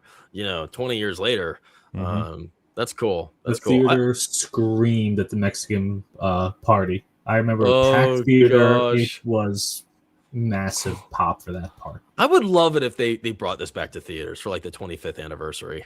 I think it had its 23rd anniversary kind of recently. Yeah. Well, yeah. So we got a few next years. year. Yeah, 27. That's why you got to open up that theater, Jackson. Yeah, exactly. Telling you, Man, show nothing I'm but telling you, bangers. I'm down. I'm It's gonna down, bro. happen. If it's legal, then count me in. I don't know how it works. I don't know the ramifications, what you could do, what you can't do, what you could show, how you take it, buddy. I don't know, but that would be a dream. I'd love that, to have my own little theater that you just play classic films in. You know, that's all I care about watching in theaters most of the time, is when they re-release these old movies. So yeah, I'm totally down. Love to have Signs. That'll be the opener, the premiere of the theater. The like brawler. And you the know brawler what? theater. People would go, because every time my local theater has an old showing of like Jaws or Planes, Trains, and Automobiles and stuff like that, if you don't buy a ticket immediately, it sells out instantly. Gosh, yes, bring it back, please. Bring back all these Mel Gibson films in theaters. I would really enjoy that. Just give me a Mel Gibson week. Every day it's a big classic. We Were Soldiers Here, The Patriot, Braveheart, Signs, whatever. There's one else. you're not mentioning that I would say is I think might be amongst my Road Warrior. It is, but there's a movie that's not a lot of people mention that is among my favorites. Lethal Weapon. It is, but that's not the movie that I'm thinking of. Can you give us a hint? Conspiracy Theory. Oh, that was a good one. Yeah, see, Oh, I've never heard of that one. yeah, if you watch that dude, the character that he's playing, he's never played again or before that. So quirky, but still masculine, but paranoid and funny and dramatic. Like, yeah, I think you'll get a huge kick out of it. Yeah. Yeah, damn, Jackson. Definitely put that on the list. Conspiracy Theory, great movie. Mm-hmm.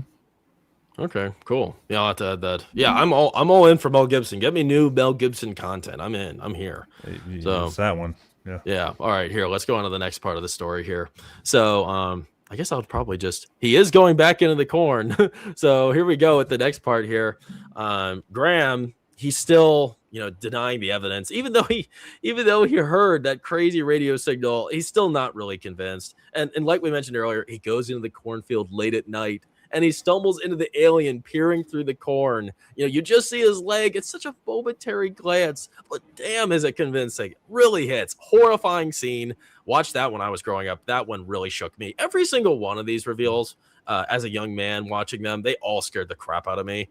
They still freak me out to this day watching them. And it's not gory. It's nothing over the top. It's really, really, it's family friendly. This was an adult film I watched growing up, and I would definitely show my kids. This would probably be one of the few adult films that I would put on for them to get a good taste in movies, because this was sort of like my base for a lot of my considerations that I have in going forward. Like I think back to this all the time, and I think that's why I'm a big fan of dramas, is because of this movie, and horror, especially like the more thrilling psychological horror aspects, because it does it so beautifully in this.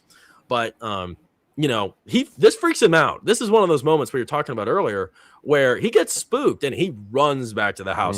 He's not freaking out. And when he sits down, it's another one of those careful moments where, as we mentioned, he breathes and he just sits there. The kids are having fun. They're cleaning the dishes. They're splashing water on each other. Meryl, he's watching TV, and he just sits there. And the kids, they look back and they realize there's something wrong. So they stop giggling. And then you have Meryl. He's still watching TV, but he kind of catches on, and he turns around and he looks. He was reading the military recruiting thing. Oh, that's what it was. They weren't watching the TV, and then Mel says, "Let's put the TV on," because he didn't want anyone watching it. Mm-hmm. That's right. My bad. Yes, he was reading something. Small detail, but chewing some gum. That's just a little character choice right there. You don't see him chewing gum, I don't think, in any other part of the movie, but he's chewing gum. And I think that was probably Joaquin Phoenix saying, chew some gum in this scene. Yeah. What is nice. Great detail. Really adds to his character.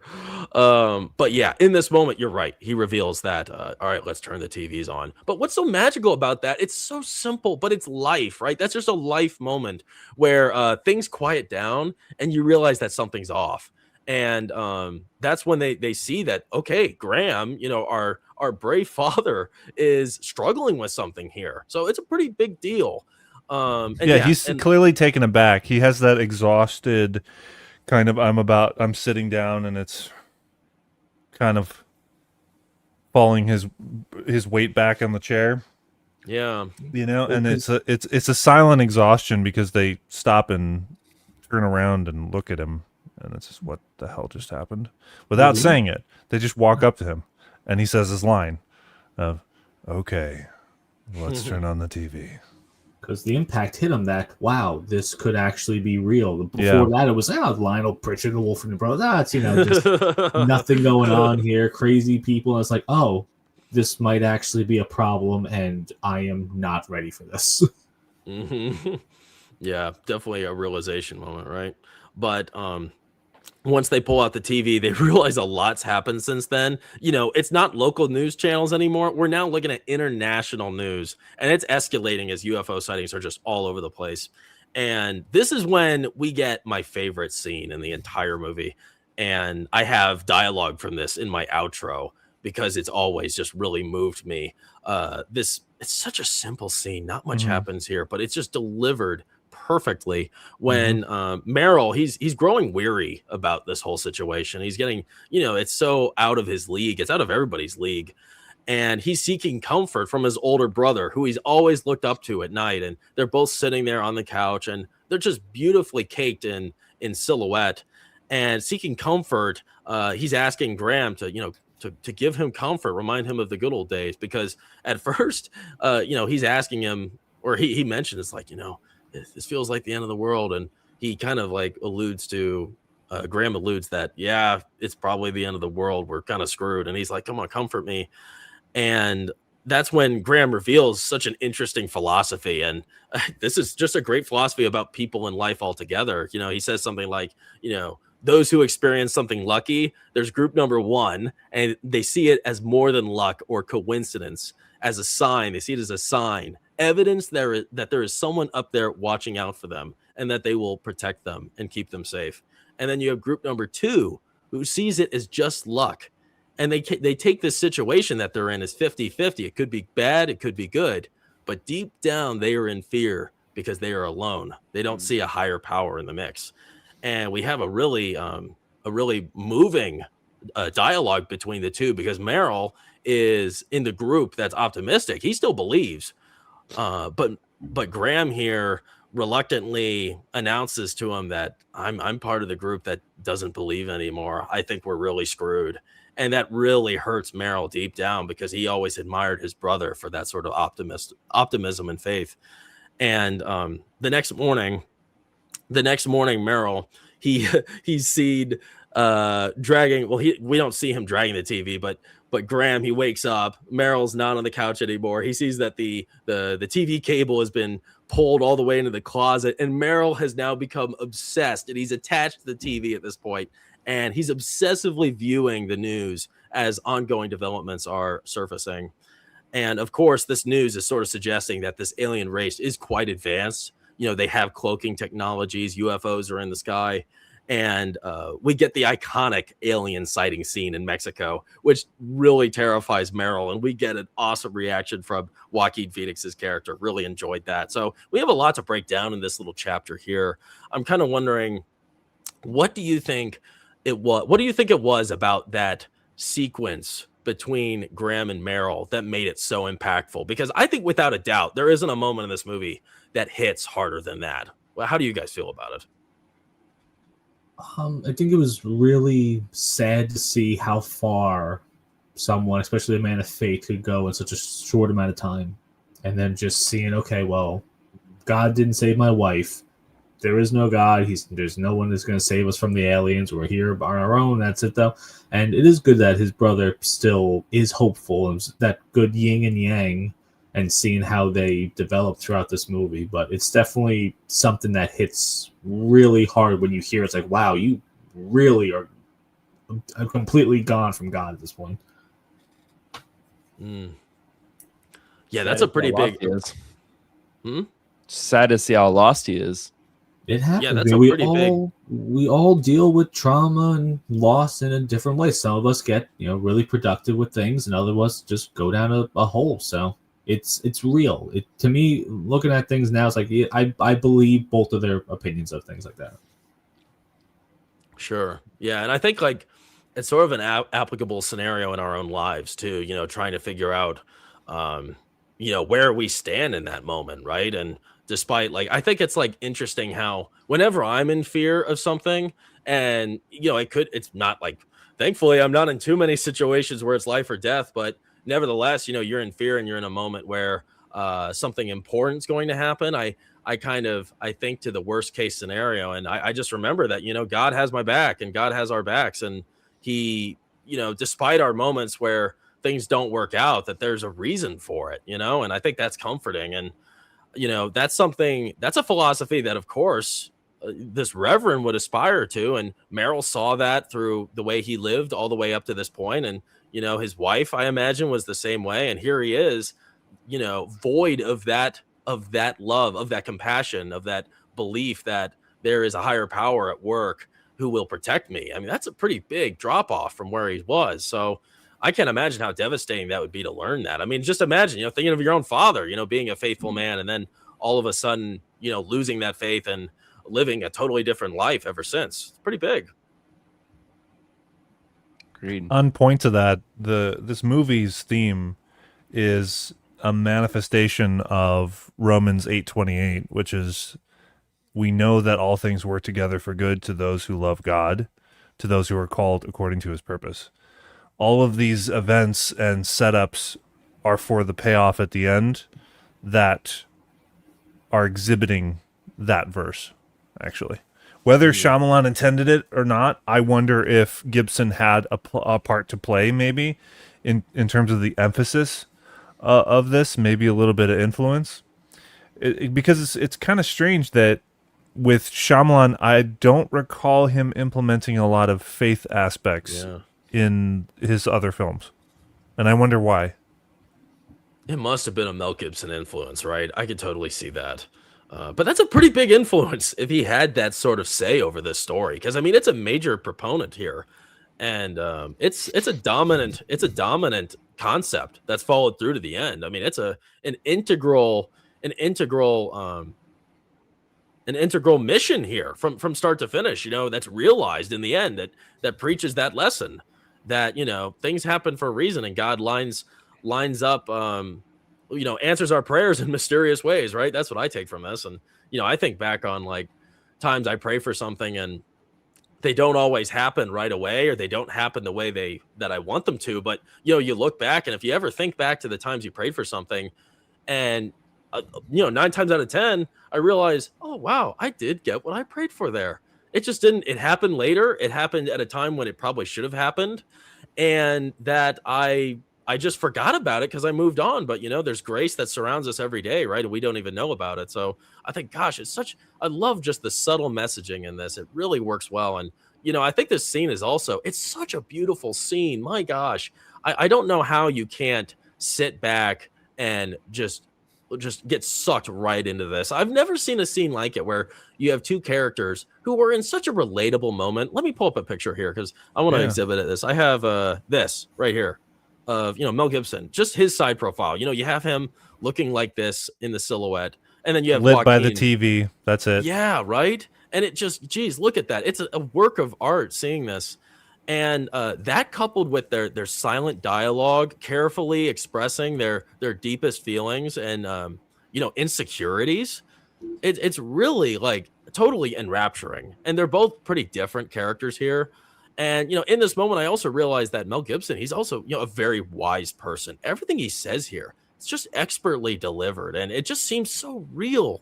You can't discount it. You can't discount it at all. And, you get Joaquin Phoenix, his responses are, a little bit more juvenile to respond. He calls himself the Miracle Man, and he references that hilarious story of, he was about to make out with some girl on the couch, and he reaches over. He's got gum in his mouth, so he's got the gum. There you go. The gum that comes into play. There you go. There you go, Kyle. Good. They knew what they were doing. Tie that around. Yes, exactly.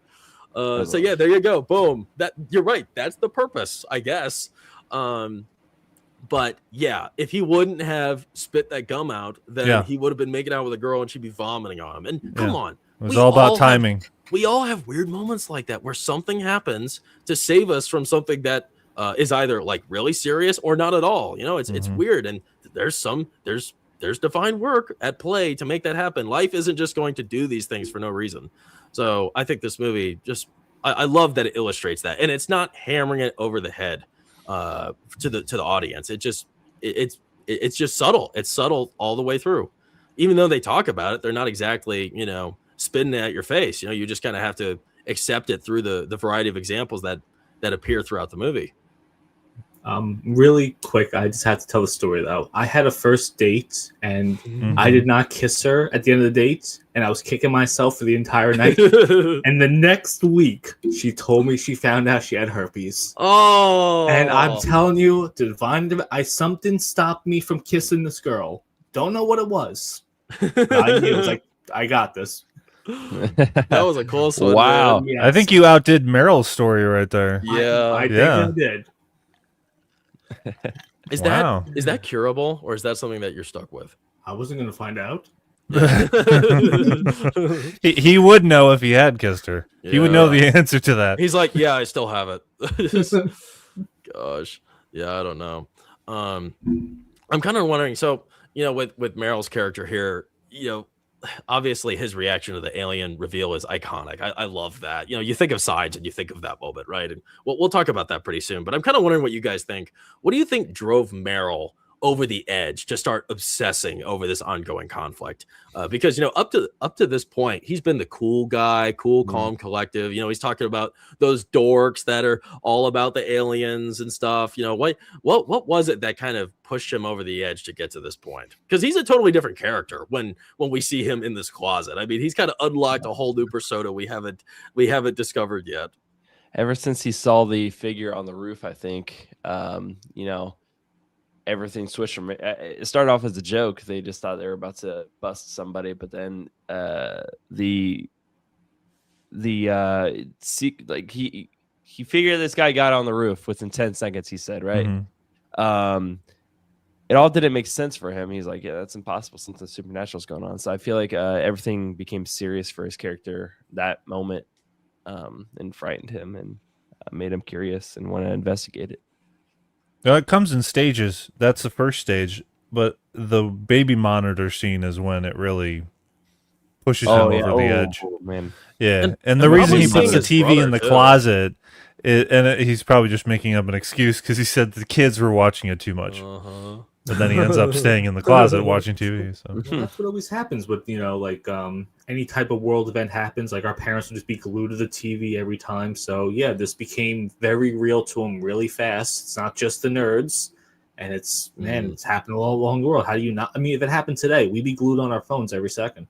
Yeah, true. You don't think so? I don't know, man. Referencing a horrific event that happened with Charlie Kirk. Yeah. I think everybody was glued. I watched the videos to see what happened, and then I put my fucking phone down and I prayed.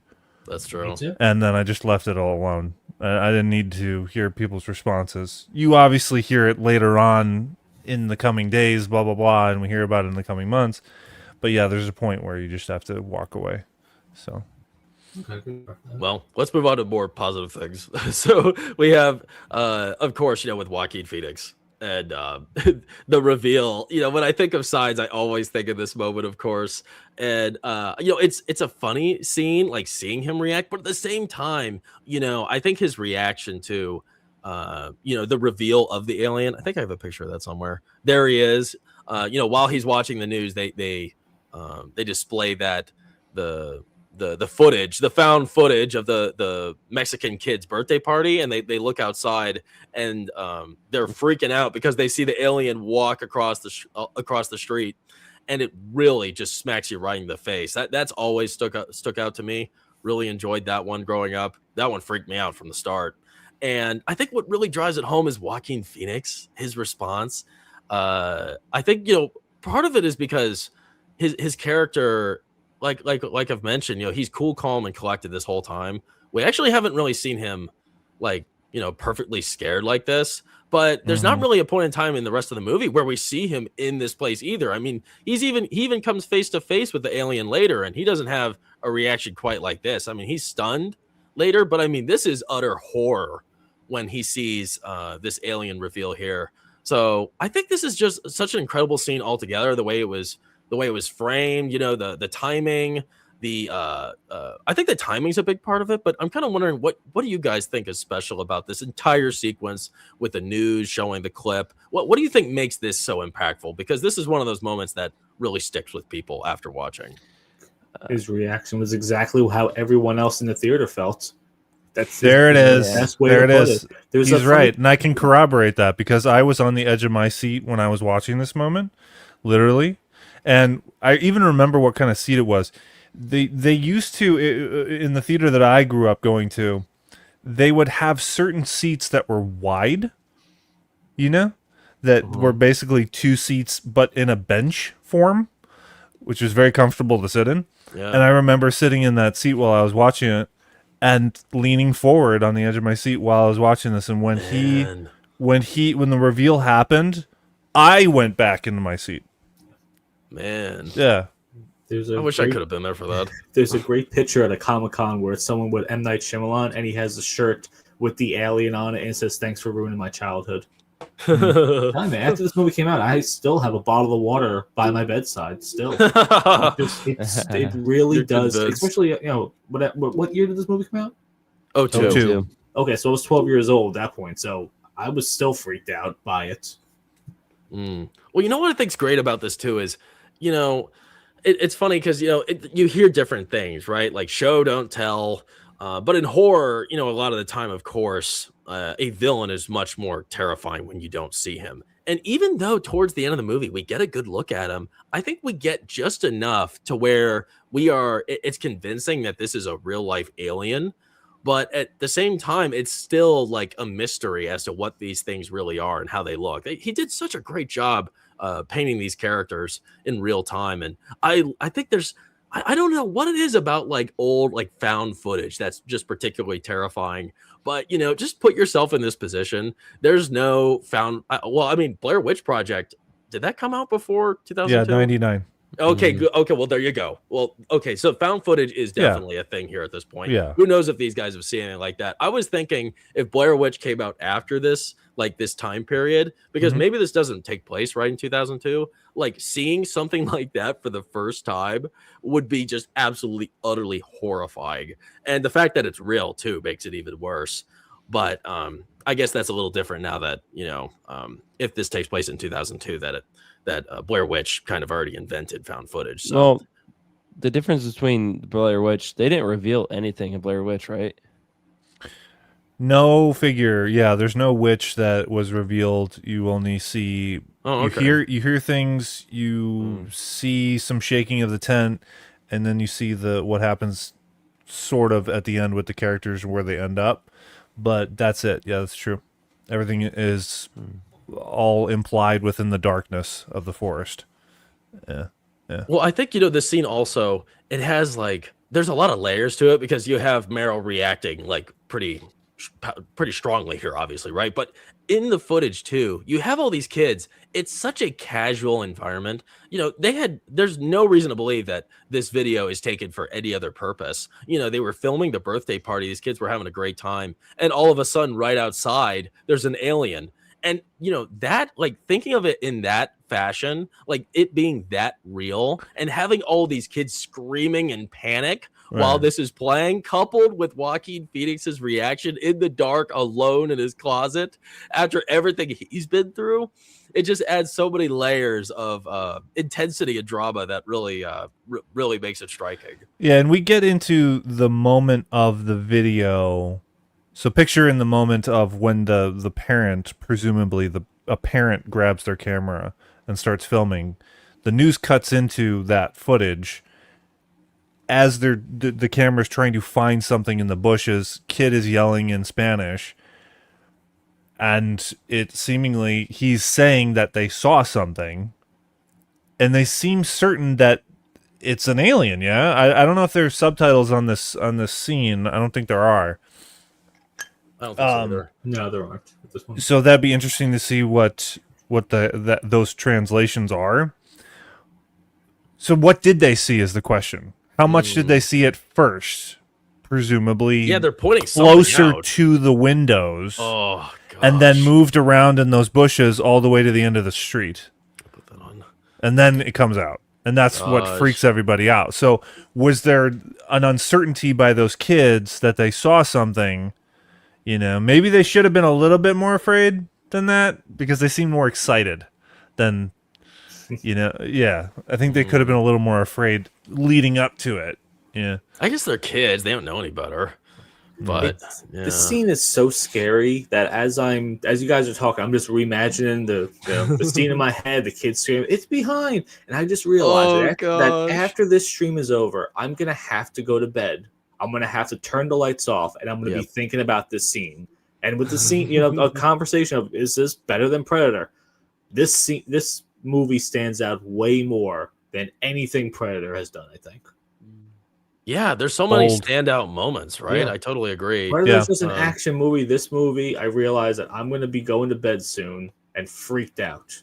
And I just had a coffee, so who knows when I'm going to go to sleep tonight. Nice. Well, what I really like is, bro, this isn't actually not the moment that I would be in the league of what you're saying it is. It's the one I mentioned before, the silhouette on top of the roof. That for me is the one that sticks with me the most. They're so quick too, though. Like the scene on the silhouette was like a second. I know, but dude, that's the thing. No, exactly. Like if you're watching this in the daytime and the sun's shining on the screen, you're not seeing it. And this scene here, this is like 2 seconds long. I didn't catch that the silhouette on the roof. Yeah, it's so quick.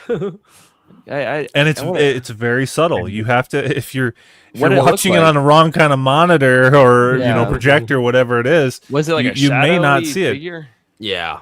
If you have a good projection or an image, you will see detail. Like if you watch this in 4K, which by the way, Brawler, you did. Look at how. Can you make that big? Tell you. Look at maybe I wasn't big. paying attention. Yeah, one second. Let me look at this, everybody. This is this is a must purchase. It is a beautiful translation. I don't know how they do it, but it looked like a brand new movie. It looked better than new movies.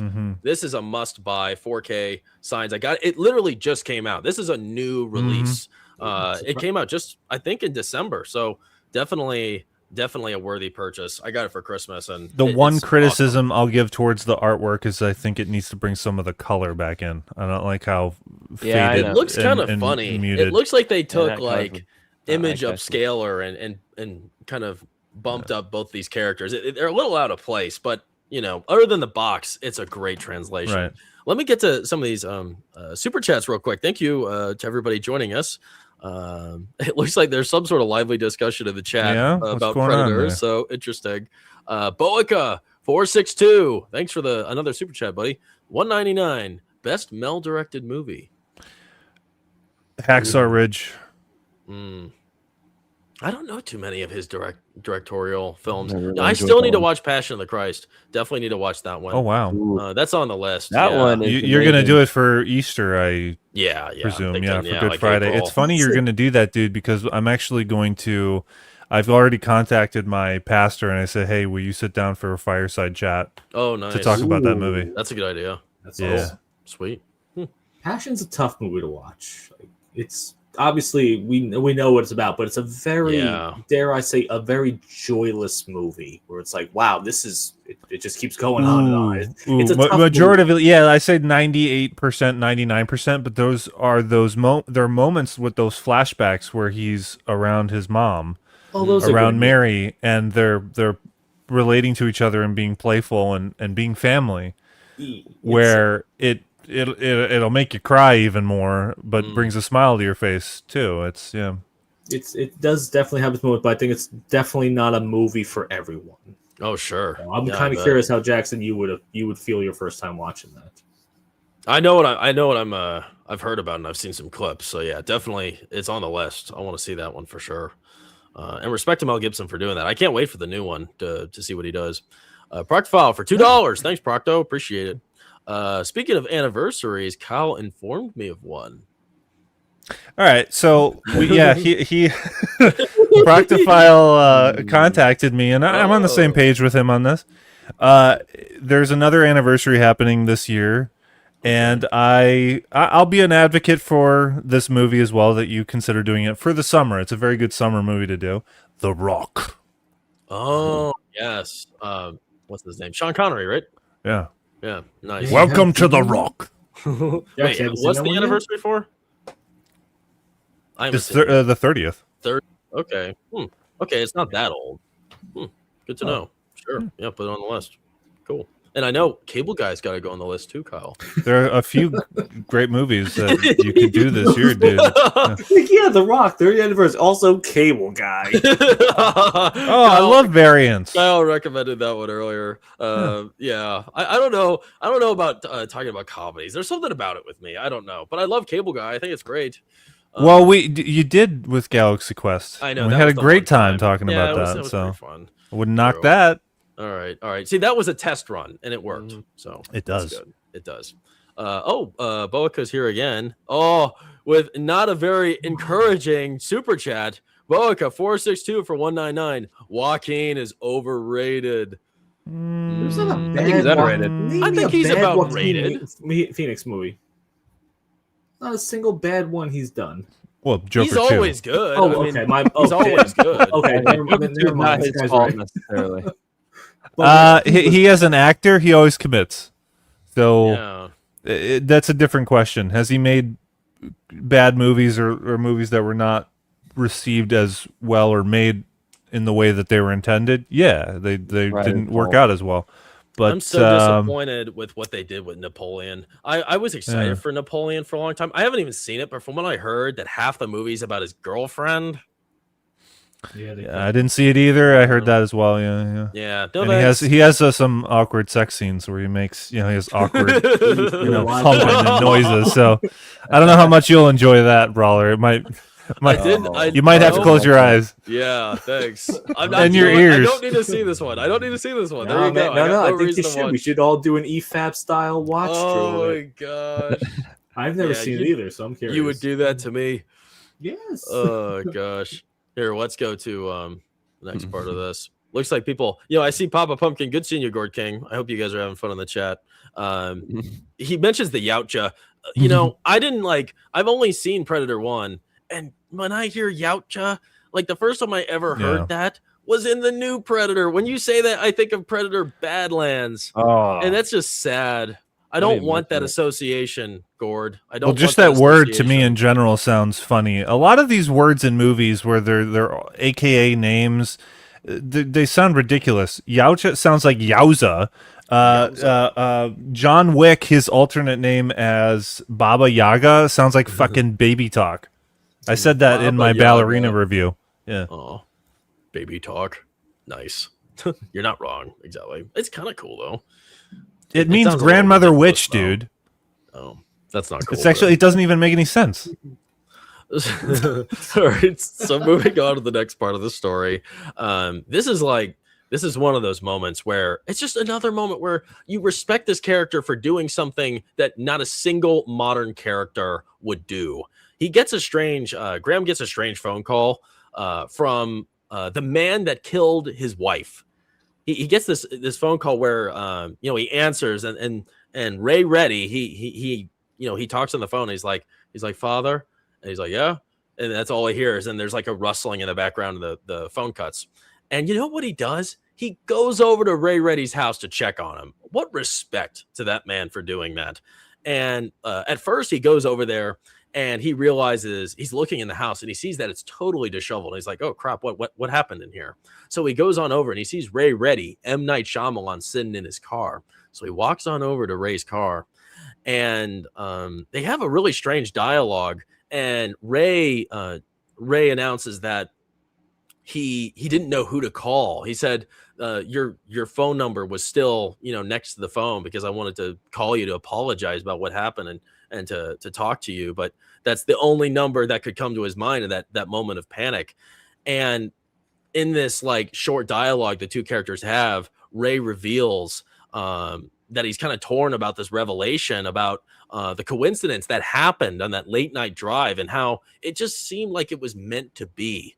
And he's saying all these things and they're really biting words, and he doesn't mean any offense by it, but it's just really it's hurtful. It's hurtful language, and this is a fresh wound for Grand, and he's hearing all of these all these just biting words about his wife, and they're not negative at all, but it's just hard truths to swallow, and it's kind of a surprising thing to say to somebody whose wife you killed by accident. So really strange moment, and he asks Graham for forgiveness, and Graham's kind of overtaken by his emotions. I think he would have forgiven him if he had more time with him in the moment, but he races off, and before he does, he tells him that he trapped one of them in the car, and he thinks that the weakness the pantry. Or no, sorry, my bad. I meant pantry, not car. Yeah, that'd be totally different. I have those moments too. No, it's getting late. This happens every time. I can't do the stream earlier. It gets late at night. And I have too many words in my head, man. It's good to know that even the youngins are having those moments as well. Yes, I am the worst at it. So excuse me. You say a different word or phrase that you didn't intend on. Yeah, literally coming out of my mouth. There's so much story to talk about. And yeah, so he locks it in the pantry, right? And he has a suspicion that water is the weakness, and man, great suspicion. He was right. And he kind of just made that up based off of a kind of a bit of a stretch, considering that all of these aliens are showing up in places without water. I mean, that's a bit of a stretch to suggest that, but nevertheless he does. And Graham, he's definitely curious, and he's got just that last sneaking suspicion that all this is a hoax. So he goes inside the house and he starts talking to the alien in the pantry, kind of trying to see if he's actually a human or not. And yeah, he just thinks he's a hoaxster, some schmuck in a hoodie, or probably. Yeah, and he's kind of coaxing him. It's not working, and he's about to walk away, but then he decides, all right, never mind, I'm going to do it. So he picks up this knife. He goes down on the floor because he notices that he can see the alien under the door with through the reflection on his knife. And while he does that, the alien peers out with his hand, his claw strikes the ground, and Mel Gibson freaks out, everybody. He freaks out. He grabs the knife and he smashes his fingers, cuts them clean off.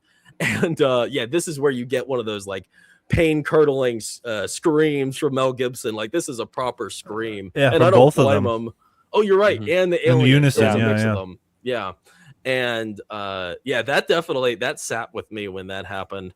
But he goes back, he returns back to the house. And this is another one of those eye-opening moments. He absolutely believes aliens are real. This is not a hoax. This finally opened his eyes. His eyes, finally. It took all this time. It's interesting how you combined eyes and signs eyes into one right there. Man. Yeah. He opened his eyes. The eyes were in line. Yeah. His eyes were seeing the signs. His eyes were seeing the signs. We're going to make this go another hour to see how many other words he comes up.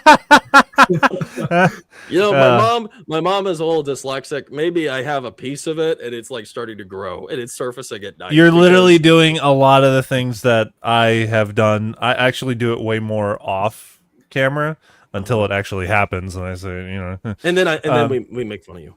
Yeah, well, Megan makes fun of me, so she catches me doing that.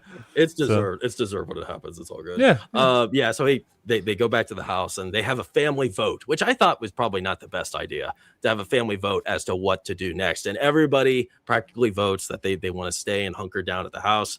And here Graham prepares the family's last meal as the group breaks down among their impending doom. So I'm kind of wondering what you guys think about that conversation that Graham had with Ray in that for that small moment. What do you think? Why do you think that Ray shared that harmful revelation with Graham at that moment? Because it seemed a little inappropriate, but he did, and I think it was an important thing to be said at the end of the day. Why do you think he did that? Because it might have been his last time on this earth to apologize. It was his last moment of repentance, and he was of course leaving to go to water where it's safer, but in that moment he's thinking, I might die tonight, so I might go to hell, so let me just make up for this, do what's right, apologize face to face, man to man, and because he was the one call he made. So I think it was just a moment of, this might be the end, get all my ducks in a row, and repent for it. Which is weird, though, because he like Carl said, there's no really religious aspects to a lot of M. Night's movies. And this one, it's not even like an undertone, it's almost like the driving force of this movie is the religion. And we never see this ever again in the movies. It's not discouraged at all, right? It's encouraged. it's an encouraged concept that you see through to the end. That is very special. I wish we got more of that. I think Angel Studios is doing a good job. I think they're way more obvious, but I think they're figuring it out.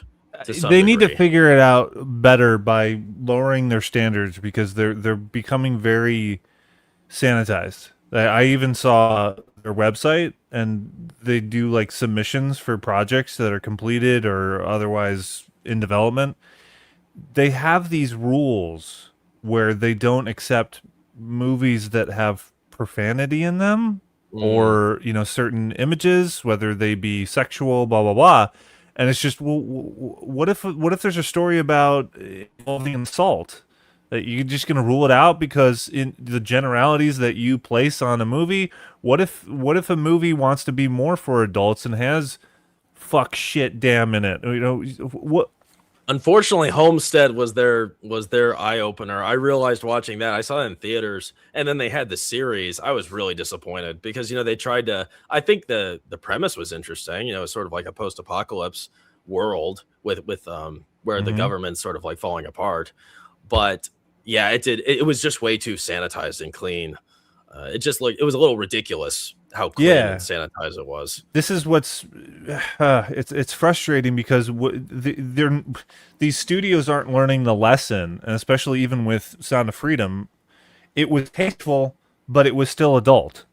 Yes. And they need to go that route and be a little more exploratory and controversial with the different kinds of movies that they make. And I'm not even talking about trafficking stories in that kind of way. I'm talking about just characters in real life situations, and relatable situations, of whether it be a crime film or a coming of age story dealing with sex, that type of thing. They shouldn't back off from that and rule out movies and sanitize them to the point where they're no longer relatable, and it holds the storytelling back to where you don't want to watch it, and you think this movie isn't as good because we've already had examples of films that have done it better.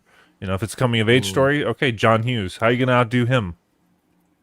Point though, we might have a story that does have a person that's rock bottom through sex and degeneracy and bounce back. So yeah, I think they did a good job. They did a movie about, I don't remember what it's called. I saw it, and it was scratching on some pretty common issues with young men. I don't remember what it was called. It was about the kid that was in, I think he was in foster care or something like that, or he just kind of ran around, and he was a troublemaker, and his teacher took him in. That was a great film, and it had like a subtle, spiritual undertone that drove a lot of the heart. But I think they delved into some serious material, like you mentioned, but it just wasn't like in your face. It wasn't like shown, and I'm totally fine with that. I think it just depends, title to title basis. If you want to get into something action packed, right?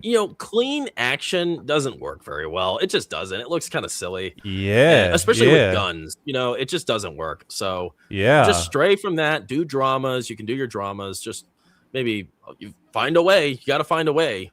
It could be as simple as making an action film that uplifts a masculine character. And I even said when I did my review for Sound of Freedom, I said, well, this is the start of a franchise you could do. So throw a bigger budget at this. You can make a sequel that has action sequences in it. Yeah. So not the Animal Farm movie that they're making about now about capitalism and pigs having a farm industry, right? Is Angel Studios doing that? Yes, they are. They're making Animal Farm. Meanwhile, Andy Serkis is directing his own? Isn't that the same? That's the one, isn't it? What? I think it's the one. Yeah, I'm pretty sure that's the one. Oh my god! Right? Okay. I didn't know it was Angel Studios. Make those make sense. Yeah. Okay. That's what's in for a loop too. See, like, why are you guys doing this movie? Wow. I think like going back to this point, like this scene, I really enjoyed this scene, especially because like just looking at Mel Gibson here, so much of like the magic in this movie and understanding the weight of different circumstances, the weight of hearing important, like sometimes hurtful language or learning something that's kind of a damning revelation is just the way the other characters respond. And look at this face. My gosh. It's just it's so impactful seeing how he reacted here. And M. Night does a great job giving you these beautiful portraits of these characters. He does it all the time. And I think that's something I want to see so much more in movies is, having a heartfelt glimpse, a deep glimpse into the trauma, into the drama, into the thinking that these characters are going through. And here you are. I mean, we just keep getting a zoomed in look at him struggling to hear all of this terrible news from M. Night Shyamalan's character, and it sticks with you. This always stuck with me. And then this was also, important because this was one of those moments where Mel Gibson is kind of wrestling with the idea that signs, there have been signs that a lot of these pieces are kind of lining up, and there's a reason for a lot of things happening. And this is probably the introduction to his later conclusion that his wife's passing may have been to save the rest of the family later on by delivering those lines. This may have been the introduction to that idea, because I doubt he thought of it I doubt he thought of it in a way of being it was more than just something that happened on accident, that it was just a coincidence, that it was actually something that had to happen to steer the future to save the family. So pretty interesting. I love that. Love the deep glimpse here. And can we look at this for a second at the tail end of this scene with Mel Gibson's brilliant acting where he's crying. Now, everyone take note of this in general when it comes to how a man does a real powerful acting performance when it comes to crying. And Mel Gibson has shown it in The Patriot and other films. When he does those scenes, he makes it so that he's not trying to cry. And that's what makes it powerful. That's what makes it a great performance. Because in real life, people don't want to cry. They hold back. And it's the apprehension that makes it real, that makes it brilliant. That's part true. of why Mel Gibson is a fantastic right? actor. That's what we do. Yeah, we try to hold it in. That's a good point. That makes sense. Have I ever made you cry, Kyle? Not yet. You're getting there. Oh gosh. No, I'm kidding, man. Like, tears of joy. Tears of joy. Well, there you go. Yeah. I don't know if I want to make you cry. Tears of joy. One more That might be a little slip-up. I think no. Actually, I might be. That might not be true. There might have been a point where we were laughing that I'll have some tears. So there you go. So that I think that may have happened a couple times. Yeah. There you go. Yeah. There you go. Isn't that so sweet? Gosh. So okay. What I'm kind of wondering with Morgan's character, there've been a few moments throughout the movie where he's had like his faith in his father has been kind of diminished. We're not exactly at that point yet. We're about to get to the point where Graham's going to come back home and he's going to have a pretty interesting conversation with the kids, sort of like his goodbye, his little goodbye stories about the mother. But we're not there yet. But we've had a few moments where Morgan's faith in his dad, Mel Gibson, has been kind of like shaken. And, of course, you have the scenes where he says you killed mom. And earlier he wished, Merrill was his father. What do you think led him to have those sorts of thoughts in this story? Because they kind of came out of nowhere. I don't really understand why he went to that point. I think it's because he's seeing his hero fall. He sees his dad, and he's been looking up to him probably his whole life, and then bam, 1 second he's a completely different person. Just, I mean, imagine living with this guy after the death of his wife. Like there's no pleasantry whatsoever. His brother is obviously the one that's doing his absolute best to lift these kids up, lift this family up there, be the rock for them, be the comic relief when they need it. So he saw the downfall of his father really fast, and as a kid, you really can't process it. I guess it's like, oh, he's now this guy. Now he's not really understanding what he's going through, and I think that's just the best way to put it. Wow, Yeah, a child big. witnessing their father having a hardened heart towards God isn't going to go well. No. Mm, Especially when his whole upbringing was probably going to church every weekend and a small town community with the family, with all the friends and all the towns, and then all of a sudden, bam, it's all over. Mm-hmm. that's a good point. Yeah, it's nice seeing that the kid was geared towards it. Later, of course, he's like, "Can we pray?" And he's like, "No, no, I won't spend one more minute in prayer. Not 1 minute." Like those are pretty harsh words. Ty was Ty, he was watching this with us, and he was even like, "Dang, dang, dang." He was caught off guard. He's seen this many times. It's like these things, they stick with you. So definitely, yeah, I see that. Then It feels real. Like I could actually see this happening. Yeah. Well, let's move on to the next part here. We're getting towards the end of the story. Let's say hi to everybody in the chat real quick. Thank you all for joining. It looks like you all are having a fun time. Is all the debates? Oh, Rebel Rose, Brawler, why the hell have you not watched The Rock?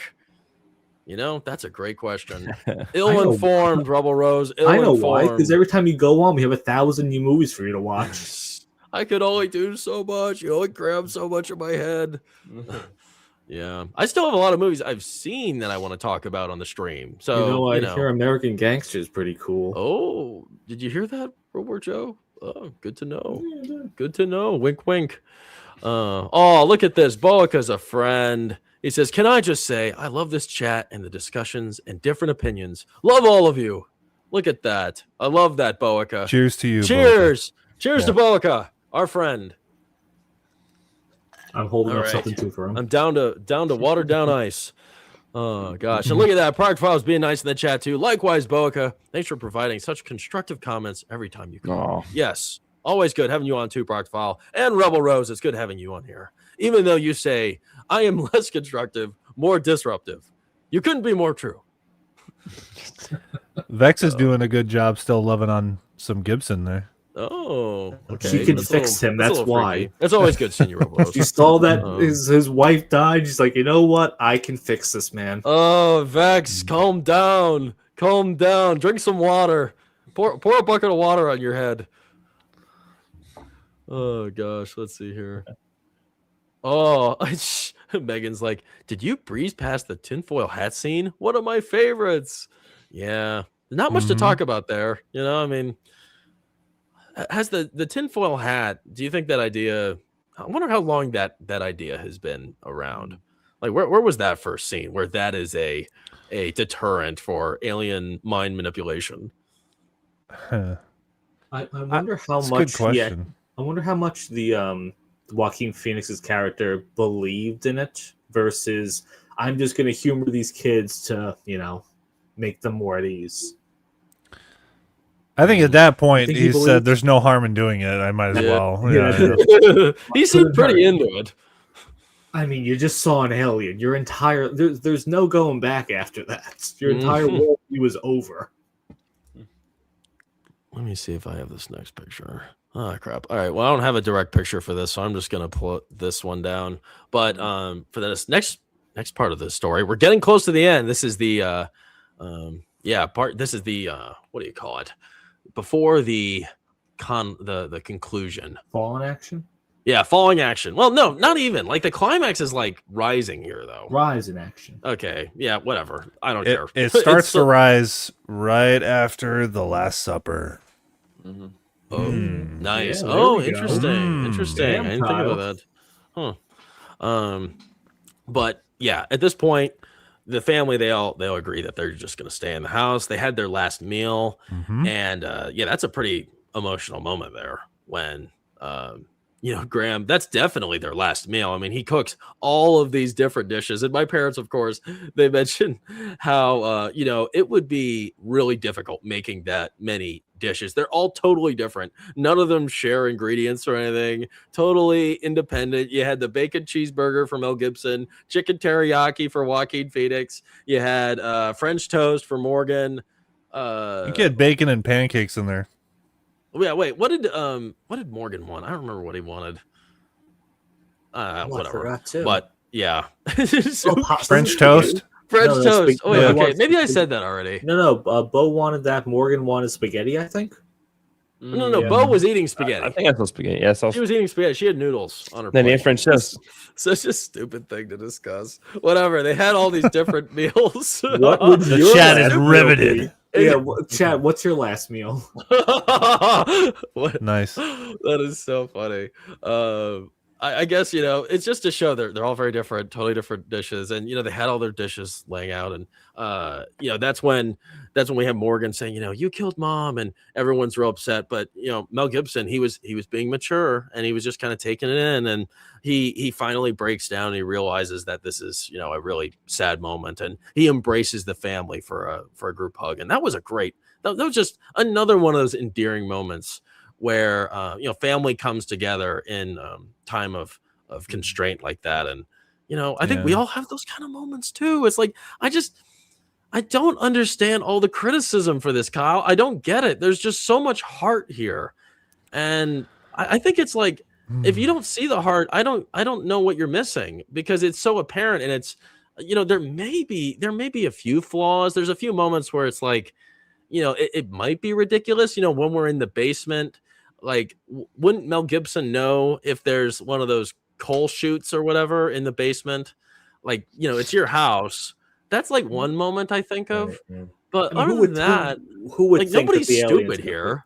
Who would think the alien's going to come through the basement thing? That's kind of that's really smart on their part, and it was great having the them reading the books think that they're master tacticians, because you wouldn't think that at first. Like, oh, I'll board up the windows and doors, not the coal chute. Yeah. And my question is what is the size of that coal chute? And Well, yeah, it looked like obviously the alien didn't get through because it was just his hand peeking out. right. And Was it chained? Was there a lock on it? There are a bunch of factors there. One of them being with Graham, he never used it, perhaps. Yeah. Who Sure. knows? Or maybe not in a long Yeah, time. it's so It small, could have been too, a generational right? thing from the past that was never used, and it wouldn't have come to mind. I just found out what a certain light switch does in my house, and I've been living in this place for 5 years, so I don't blame him for not knowing that. That took you a long time. I've never used a switch before.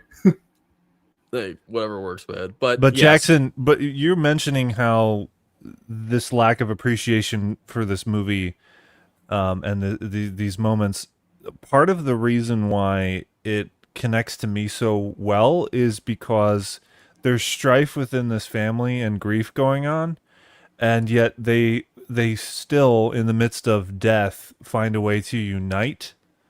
Yeah. In imminent death, and they find a way to unite and keep the love between each other. And for people who have dysfunctional families, that is a very powerful thing to see on screen. Sure. And also, yeah. the weight that Mel Gibson has to deal with, just being a father, being a husband, things like that, it all falls on your shoulders. So he was probably doing everything, and now there's an alien invasion out. I have to block it out and deal with this too, and keep my kids safe, and myself safe, and my brother safe. Not the dogs though, but everyone else is okay. Yeah, not the dogs. We didn't Poor even mention the dogs in this movie so far. Yeah, they were poor victims, and it's pretty sad when they both die. So yeah, that was a telltale sign something was wrong from the beginning. Was the dog acting up? I actually appreciate that aspect of the movie that has the balls to kill off the dogs. Yes, Sure. It's off screen, Yeah. so that's how they're able to pull it off. Yeah. Yeah, I guess the aliens probably killed him just because they were being annoying. I doubt they harvested them at all. But yeah, maybe just being a disturbance, barking at him, maybe lunging at him, who knows. But so what they end up doing here is they board up the whole house except the coal chute in the basement, of course, and the aliens are slowly approaching outside. We get a great effect of them walking by, one by one with their shadows on the ground. It's definitely very effective. And the way you're talking about when they've boarded up the house already, and the camera is literally just filming the walls of the house as they're walking outside. Yeah. Yeah, you don't see anything, dude. You just hear the footsteps. Man. You don't see any shadows underneath. Well, eventually when they get to the front door, and then the hand comes underneath it. Mm-hmm. If you Yeah. were to- Before That I was a think- trailer shot. That was fucking great. Oh, if you were to tell gosh. me the budget of this movie was $2 million, I wouldn't be surprised. Yeah. Because they just that scene right there, them walking by, you don't see anything. It's so perfect and so good, and I have no idea why movies today can't even do something so subtle like that correctly. Mm-hmm. I'm kind of surprised that this movie was as expensive as it was. 70 million. I thought it would be like way cheaper, but in the grand scheme of things, that's not that much money. But 2002 was kind of a long time ago. So Well, so behind the scenes, they telegraphed and showed that they planted all those crops. They built that entire house on that lot, the lot of that farm. Everything was constructed. okay. So that's Why? and plus the salary towards Mel Gibson. So it's just all custom made. It's the way that Shyamalan wanted it to look and where it faced, and these considerations are very important to cinematography, where the light hits it, because they're going to be shooting during the day, and where's the position of the sun at that certain period of time, yada yada. All this stuff matters. So to have that creative control of where is the house facing at a certain point in relation to the crops, all of it. The reason why, visually speaking, we remember so much of this movie is because it was custom made in that way, very intentional. That would make sense. I mean, the lighting is just incredible in this. I mean, having control over each frame with all that lighting, that's pretty crazy. What were you saying, Joe? I was gonna say, I wonder if we could buy the house or take a road trip to it. Man, I think I'm pretty sure they tore it down. Yeah. Oh, that's terrible. I like this. Our friend Plot Strikes Back is here. What's up, man? Good seeing you. The aliens can't sneak well between bushes, but they sneak into a basement. Yeah. Was he trying to sneak? I don't know. He was just kind of Between bushes. When is that? Like this moment, I think, in this image here. Oh, on the left. I see. Well, It's I mean, not really- he's I think making he's his just way going through onto the the bushes. street. He's just Yeah. trying to be covert about it. Yeah. And then that's the thing about in that moment, in the found footage moment, that alien strolls into frame with confidence. It's not like he's not hiding necessarily. He's not trying to get out of frame. He's actually in a menacing type of way, looking down that lens. Yeah, veering at him. Yeah. Interesting. Well, God, that's this creepy thing looking at that thing. well, yeah. So these guys, two of these aliens are outside of the house, and they quickly find their way in.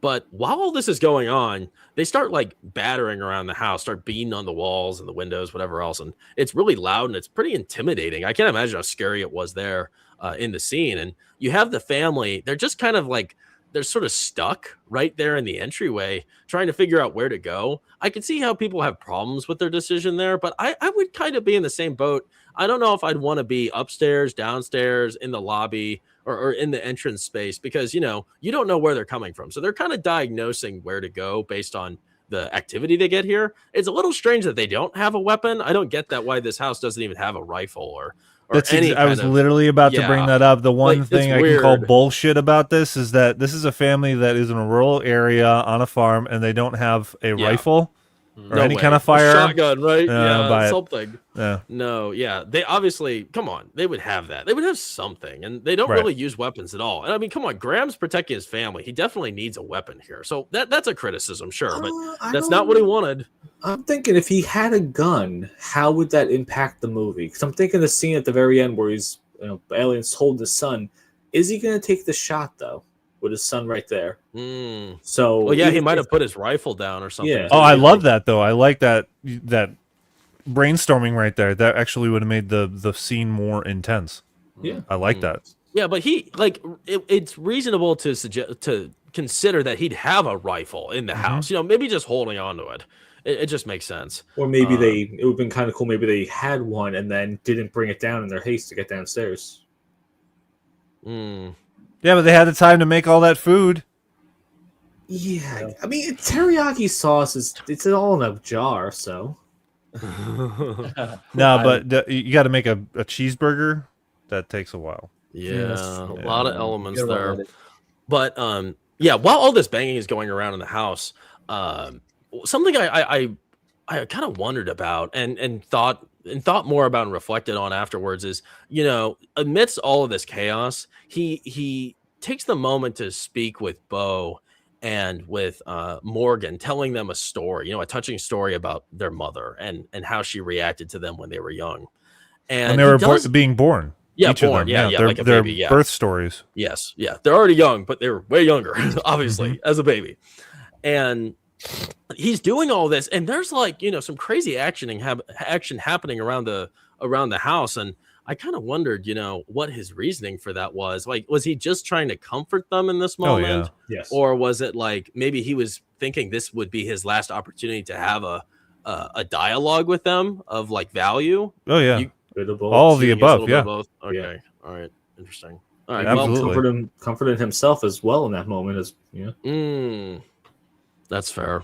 tell a nice Well, story towards the end. Eventually, they retreat into the basement, and like this is another one of those subtle scenes that also sticks with me and I love. And it's like, it's focused on just for a brief moment is when they're down there, they're all pretty scared, and Graham, he's sitting up against the door and he's holding it with dear life, and he starts to feel some wrestling on the handle, and he grabs it and he's holding on to it. And we have this strange moment where we focus on him, on his face, and it's slow motion. I think this is the only slow motion scene we really have in the entire movie. And it's him like realizing that this cannot be my final hour. And he's kind of, he says to himself, he says, I'm not ready. I'm not ready. I'm not ready. He repeats it, and he's holding it back. And it's so funny. It's such a simple little scene, but I really admired that. And it felt just so human in that moment, seeing him, give everything he had to holding that door. Like that is such a strong picture right there. A father protecting his family, putting all his force into the one space where danger is afoot, right on the other side of that door. If he's not holding on tight enough, it's so easy for them to just bust right in there and kill everybody. So really liked that. So brief, didn't get into it very long, and it turned out they weren't even really like desperately hustling to get through that door. A lot of it was a distraction, but that really stuck with me. And I always kind of wondered, why he chose to zero in on that moment. But so he's doing that, and while they discover that the aliens are actually, they're kind of decoying a little bit, they're just sort of distracting them, like, okay, pay attention to the door. They're knocking on the door. They're trying to keep their attention on the door. By banging on it, banging on it, right? And they realize, oh crap, you know what? They're probably looking around the place. So then you have Meryl and Graham, and they start to scout around. And of course, it's such a terrifying moment when he sees that Morgan is standing right up against the wall where that coal chute is. The grill of it, yeah. Yes, and you don't see it, but there's an alien hand there. Camouflaged against the grill. Yeah. Oh, I didn't notice that. It's such a simple little moment. And all it does, it just puts his hand on his face. And then the camera, we are no longer looking at that. The camera then, I think we were sort of seeing things through the perspective of the flashlight in that moment. It's all the flashlight. Yeah. So everything in that scene is lit by 2 flashlights, I believe. And when they see that Morgan has the hand go across his neck or face, a scuffle happens. The camera is basically on the ground as we are watching feet scuffle around and the lights move around.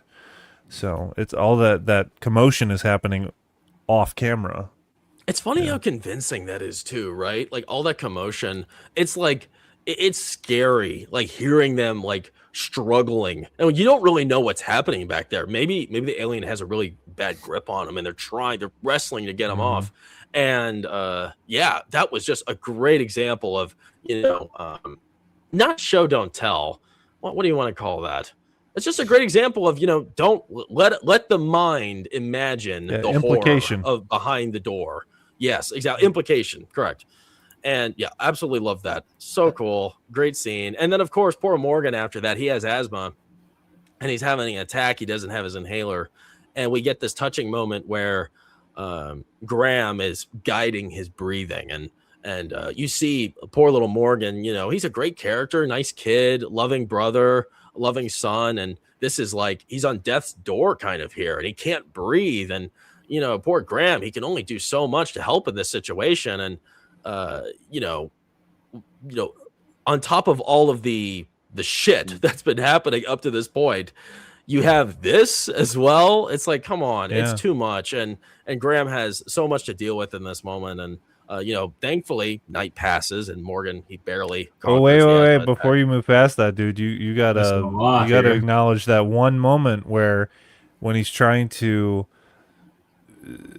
calm and soothe his son's and he says, asthma attack. Yeah, he looks up and he says that to God without being so obvious about it. But actually, first leading up to it, he's actually praying, don't. Yeah. So you'd consider he's that praying. wrestling. He's wrestling with the angel, so to speak, in that moment. As Morgan, and I love the detail of he's grabbing Graham's jeans, his pants, trying to relax, and it's a pretty in big the moment. midst of it, he starts to, like, right afterwards, in that wrestling prayer essentially is when you see the Morgan's hands kind of relax a bit. I think it's like, you know, framing all of this, like this was another one of those images where we saw it through the perspective of the flashlight again, right? Was this another one of those moments where we're looking at them and it's like because the flashlight's shown on them? That's why it's all the flashlight. Okay, the entire scene in the basement is only flashlights. So clever. It's crazy. It's such an interesting perspective. And I like that you just don't see everything. You don't even see all their emotions. You know, it pans, you know, you get the hand, you get the, you know, the shoulder glimpse. It works, you know, and I don't need to see everything. It just works out better that way. I also like the zero hesitation from Graham and Meryl. When his son got grabbed by, there was no like scream. It was just boom, right to action. Yeah, that was something. So I was if Plot's still here, you know, we had a great talk about Gran Torino yesterday. If you guys are interested in hearing about that movie, check out his stream, Plot Strikes Back. And, you know, I think there are a lot of similarities between these two movies. And, you know, something I respect about, you know, all three characters, you have, you know, Clint Eastwood in that. And then you have Mel Gibson and Joaquin Phoenix, is they're all men of action. And that's something all of us can aspire to be, right? A man of action who actually does something for Pete's sake. Instead of talking about it, instead of thinking about it, instead of dreaming about it, you actually do something. And even if it's not the best choice, you know, actually stepping up to the plate and making a decision, that's so respectable and masculine. And that I hope I can be like that when I have a call of duty like these guys do. And, you know, you see that with Graham time and time again. He always steps up. Same for Joaquin Phoenix, you know, and he comforts the kids. You know, I won't let anything happen to you guys. So, would you acknowledge Rebel Rose's great comment there? Is it the bottom? At the bottom, yeah. All right, Rebel Rose. This is Graham's Jacob moment. He wrestles with God that night through his struggle to keep Morgan alive. Huh. That's interesting. Fleshing out what I said. Yeah. Sure. Yeah. Yeah. All the connections. A lot of connections, right? Very good, Rebel. Very good. Rebel has positive things to say too. But yeah, moving on up. Let me see if I have another picture for this. I guess I'll put this picture because we're getting close to this scene right here where everything comes together, of course. So the family, you know, they barely survive the night and they return upstairs and everything seems pretty hunky-dory. They check the baby monitor first and, oh, hey, there's no frequency. The aliens aren't upstairs. Great. Let's go on up. And Meryl just had a pretty rough conversation with Graham before they went on up, saying that, you know, I never want to see that fear in your eyes again. I never want to hear you speak the way you spoke last night. The hate. The hate, right? Yeah. So, I think, was he talking about seeing the hate in his eyes?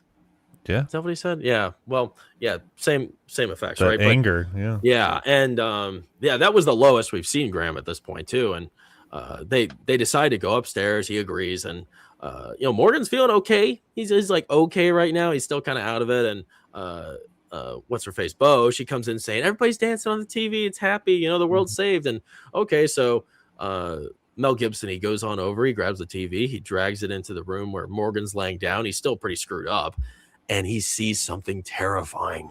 He sees the alien whom he had encountered earlier with the cut off fingers, holding his son hostage with his poisonous, gosh, this sounds so gross, with his poisonous probe in his arm, pointed out at his face, getting ready to exude a toxin which will kill him. And all of this happens just really quickly. Another one of those shock moments, classic Signs, M. Night Shyamalan shock teasing moments. And he doesn't know what to do. He's standing there erect with no clue what to do in this moment. He's shocked. And then Merrill, he walks in and the same thing happens. He's got the epinephrine pen to heal his aiding lungs, Morgan's aiding lungs, and he drops them on the floor. And both of them are looking at this alien thinking, what do I do now? This is a new level of hell that neither of them have really seen.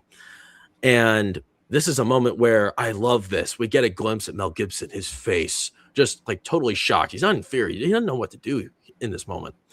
And he thinks back. Finally, the story concludes. This whole movie, we've gotten snippets of this great scene here with his wife amidst her terrible accident where she's being she's in the tree. She's pinned against the car. tree.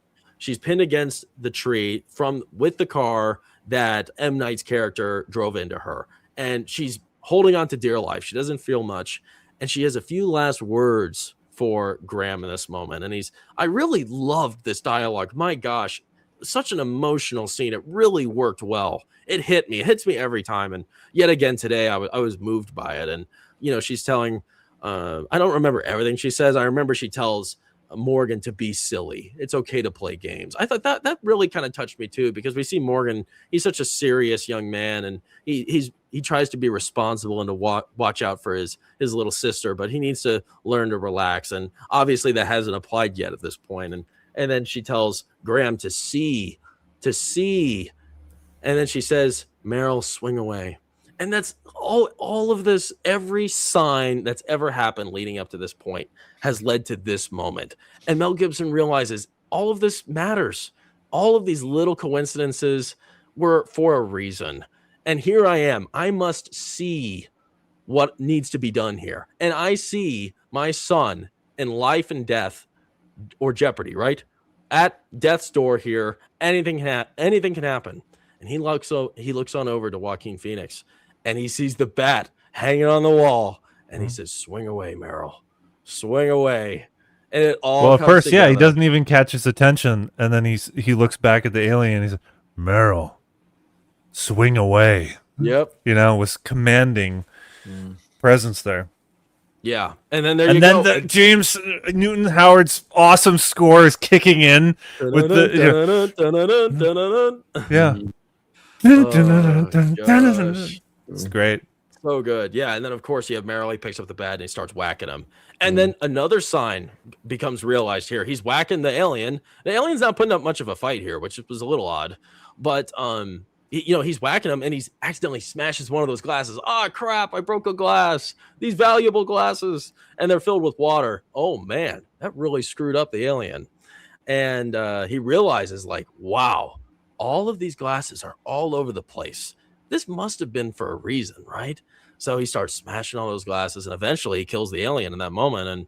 And we get a great scene. And I really enjoyed, like, in this watching this happen. We get a lot of over the shoulder perspectives of the alien. It's just enough where you get a good glimpse, but not entirely. And you see just how massive the alien is too. He looked really good. Let me pull this real quick because I have this funny sculpture here. I've shown it in my streams before. I've heard many times that this looks kind of like the alien.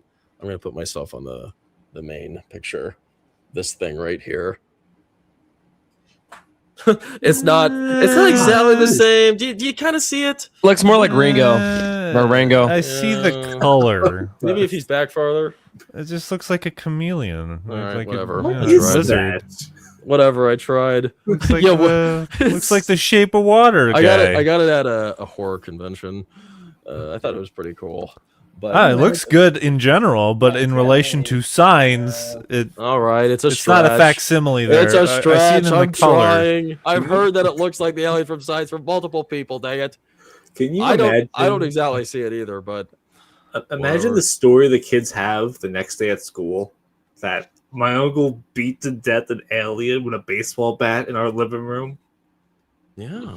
Like, Well, what I is- mean, they could believe it because you know Yeah. everybody had to deal with the aliens.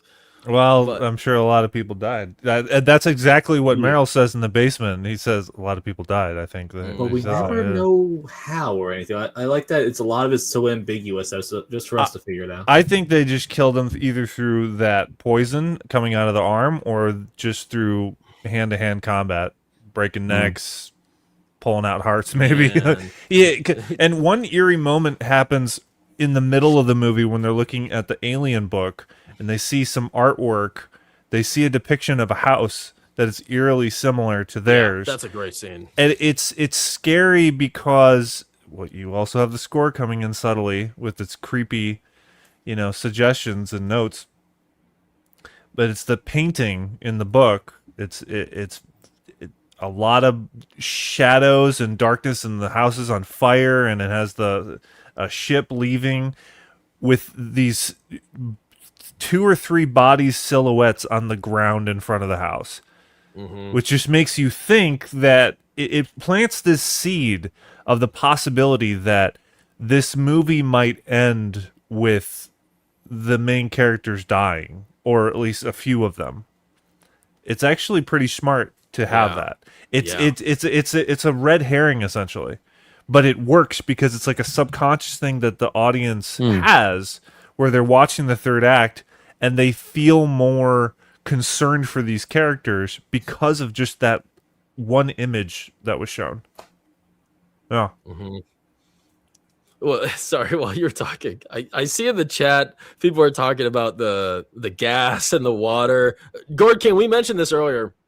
The super smart aliens don't even wear suits.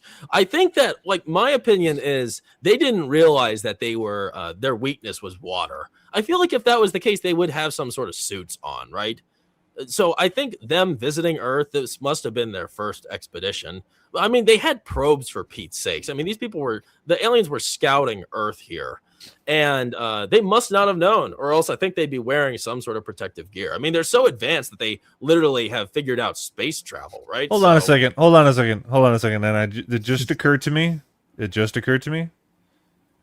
What? The only alien that we see is that rogue alien from the pantry. Yes or no? Yes. Why do we assume that every other alien that we don't see looks the same or doesn't wear any attire? It's like that one person we know that has a gluten allergy randomly. No, he No, he might be a rogue alien that went off and was, he's like the hobo alien. He's like the crazy guy that they don't want to associate with.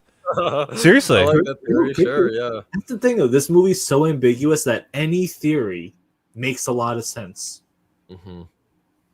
But that's something that just occurred to me, is that people assume that they don't walk around with any other implementations or not wear anything. The only other site, it's a stretch, I'll admit that.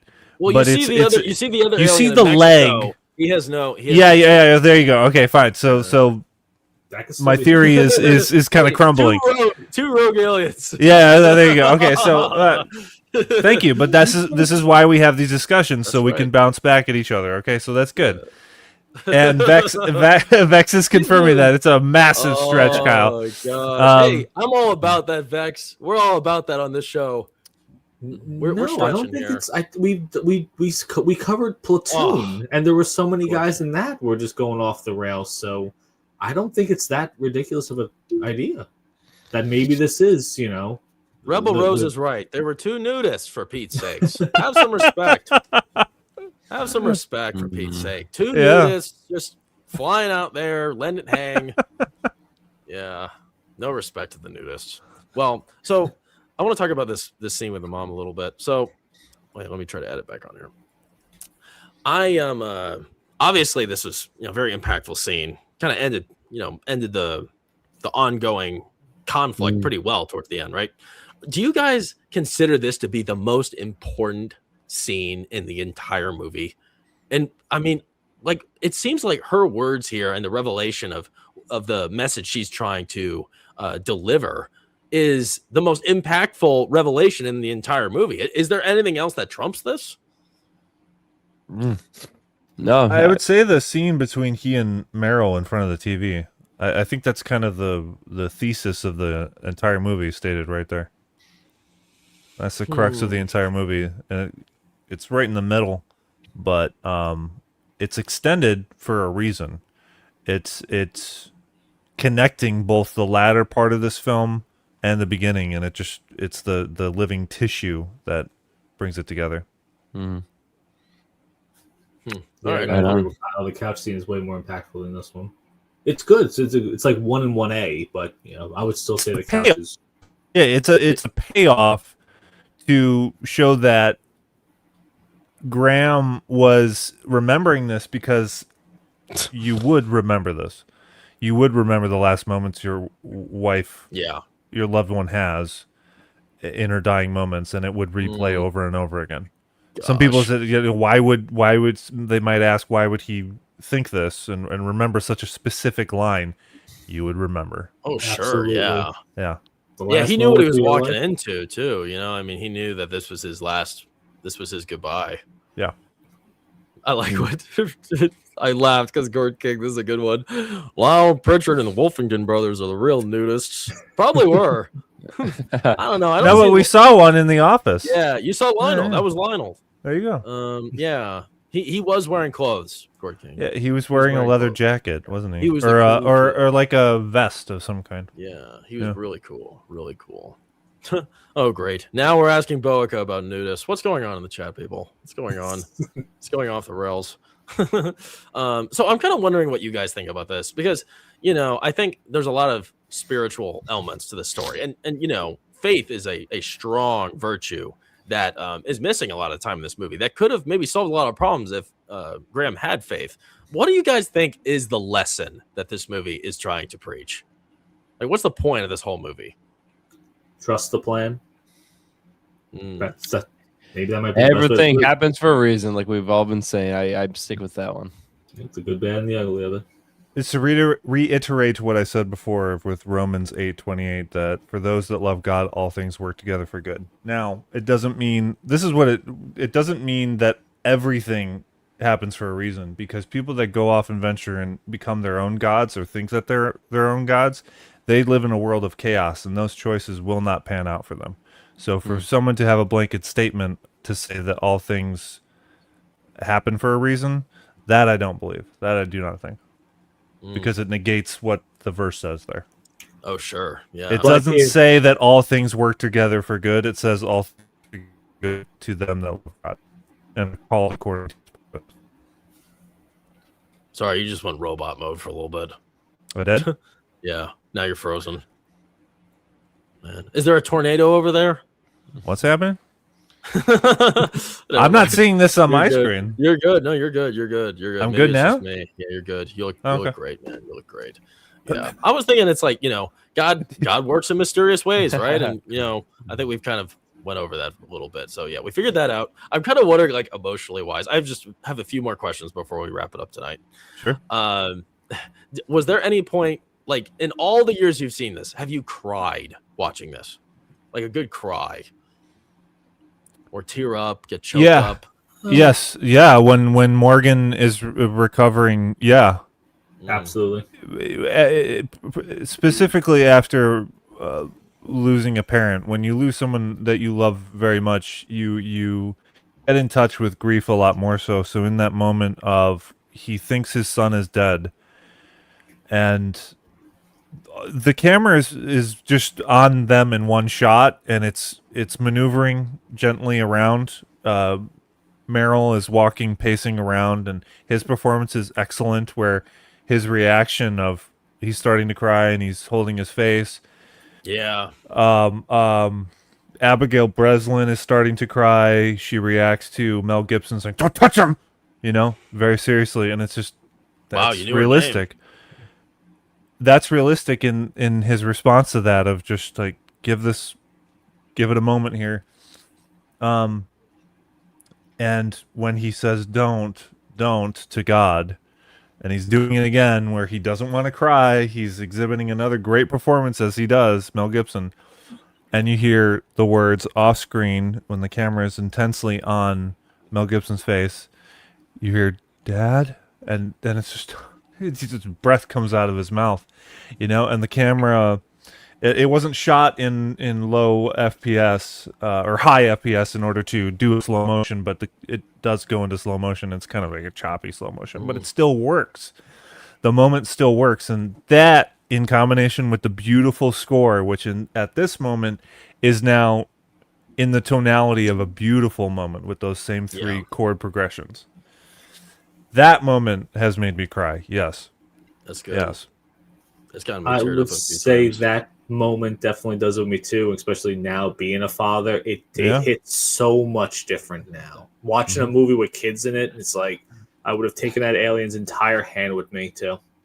Man, Yeah. dang, respect, brother. Gosh, you guys are the worst. Yeah. You are the worst, chat. You're the worst. This one's so bad. This was the funniest chat I think I've ever read. I cried when Morgan survived. Wait, I cried when Morgan survived. I wanted a happy ending. You are the worst, Gord. You are the worst.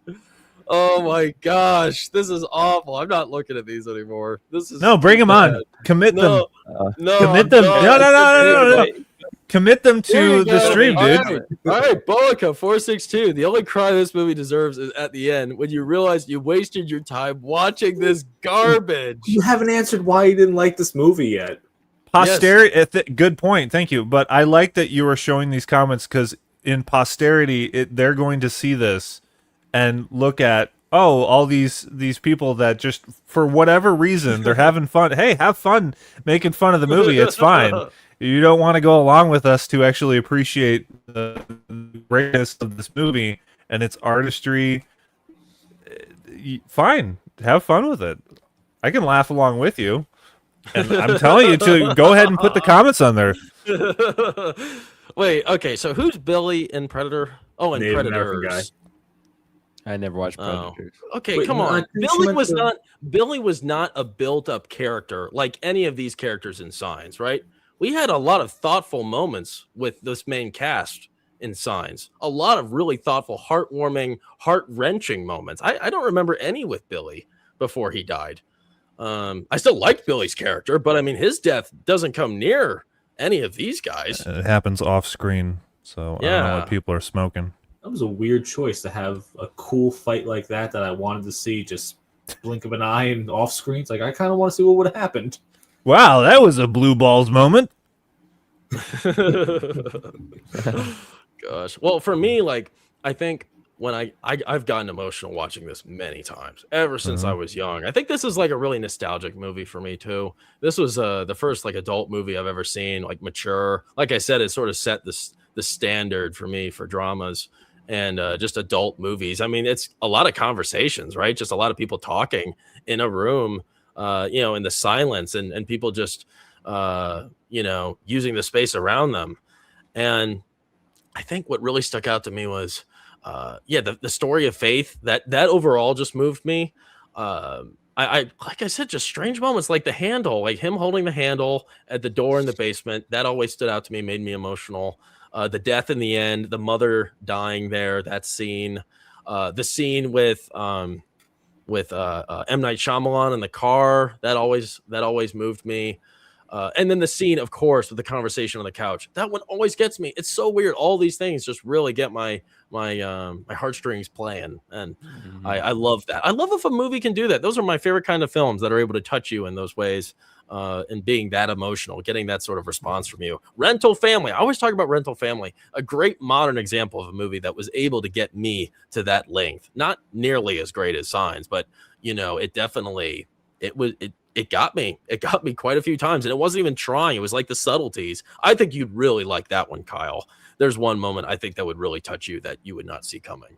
Can as you well, reiterate so. that one more time? And then I was Rental distracted Family. by saying. Definitely Okay, worth yeah. checking I have out.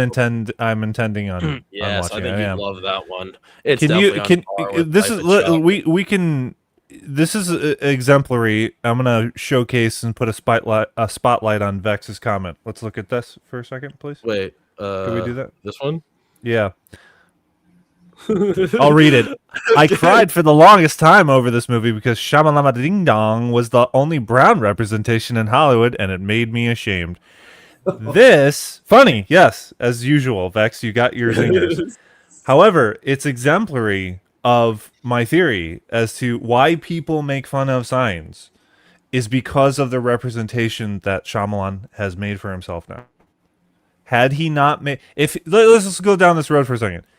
If Shyamalan had made Signs Unbreakable or Sixth Sense Unbreakable Signs and disappeared, and people are, where did he go? What happened to? Do you think, Vex, you would be saying that comment? You would be feeling the same way about Shyamalan? Yeah, I don't think so. Because he did have even like The Village and other things too. He had a hell of a run.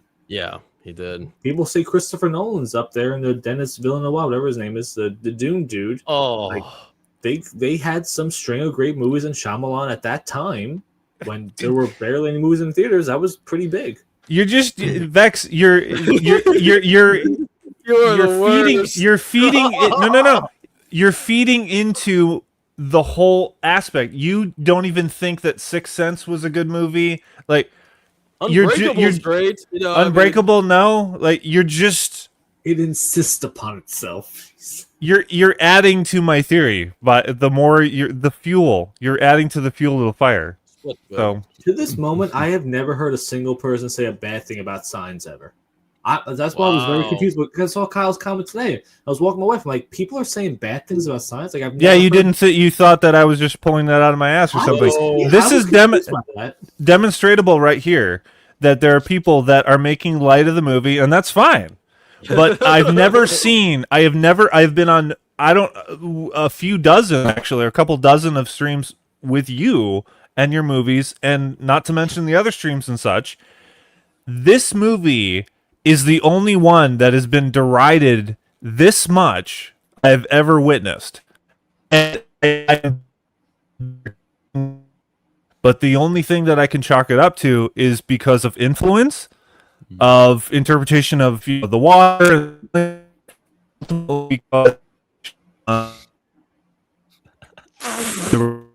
Damn, is he froze on your guys' screen? Sorry, Kyle, you're really lagging over there. Oh no, we can't lose you, Kyle. I don't know what happened. You went frozen.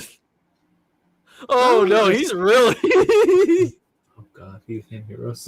Oh, this is the worst I've seen. Man, you're frozen hard right now. Okay, sorry, we missed all of that. Wow. I bet it was great though. You want to try it again? Sorry, I don't know. Wait, now you hear me? Yes, that was Now you're really good. bad. Like you were out. I don't know why. I thought you got kicked for a second. It was so bad. But to Gord's comment, the water thing, I don't know. I never really went on it that long. I was like, I always figured like, okay, well, maybe they didn't know, or maybe we were what they were harvesting. Maybe they were coming to get the water, or maybe the guy just didn't like to wear a suit or something. I don't know. I've never really thought of that as this movie's dumb because this, and therefore everything else before that is that shouldn't that shouldn't like trash the whole movie. Like, most of the movie is about the family, the faith, the virtue, the drama of the family.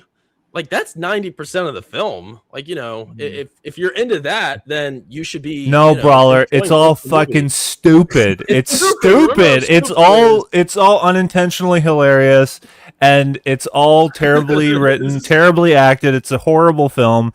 It's worse than Tommy Wiseau's The Room. Did you get that? Did you get all that? I heard Yeah. that. Okay, good. Because I'm starting to think like it's adding to this whole theory of what I was saying when I was breaking up in the video It's like there's something going on with the universe and with the chat where it's like it doesn't even allow me to defend it. You know?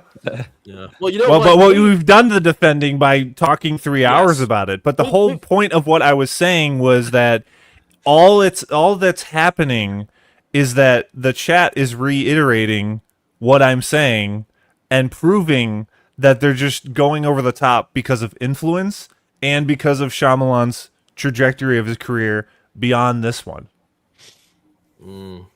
I think we've made a lot of, you know what? This has been a great stream talking about this, and I appreciate you guys joining us because we've had we put a lot of thought in this, and I think we made a lot of compelling arguments for why this film is exceptional, you know, and it's not all opinionated. You know, we were talking about the meat and the potatoes, you know, the central mission, a lot of the rising conflicts, the different drama that was going on, a lot of elements that make a great film. You know, we took the story into pieces, into the chapters, and discussed them. You know, I think we weren't particularly just emotional based. I think, you know, judging it on the standpoint of quality, I think a lot of this was about quality.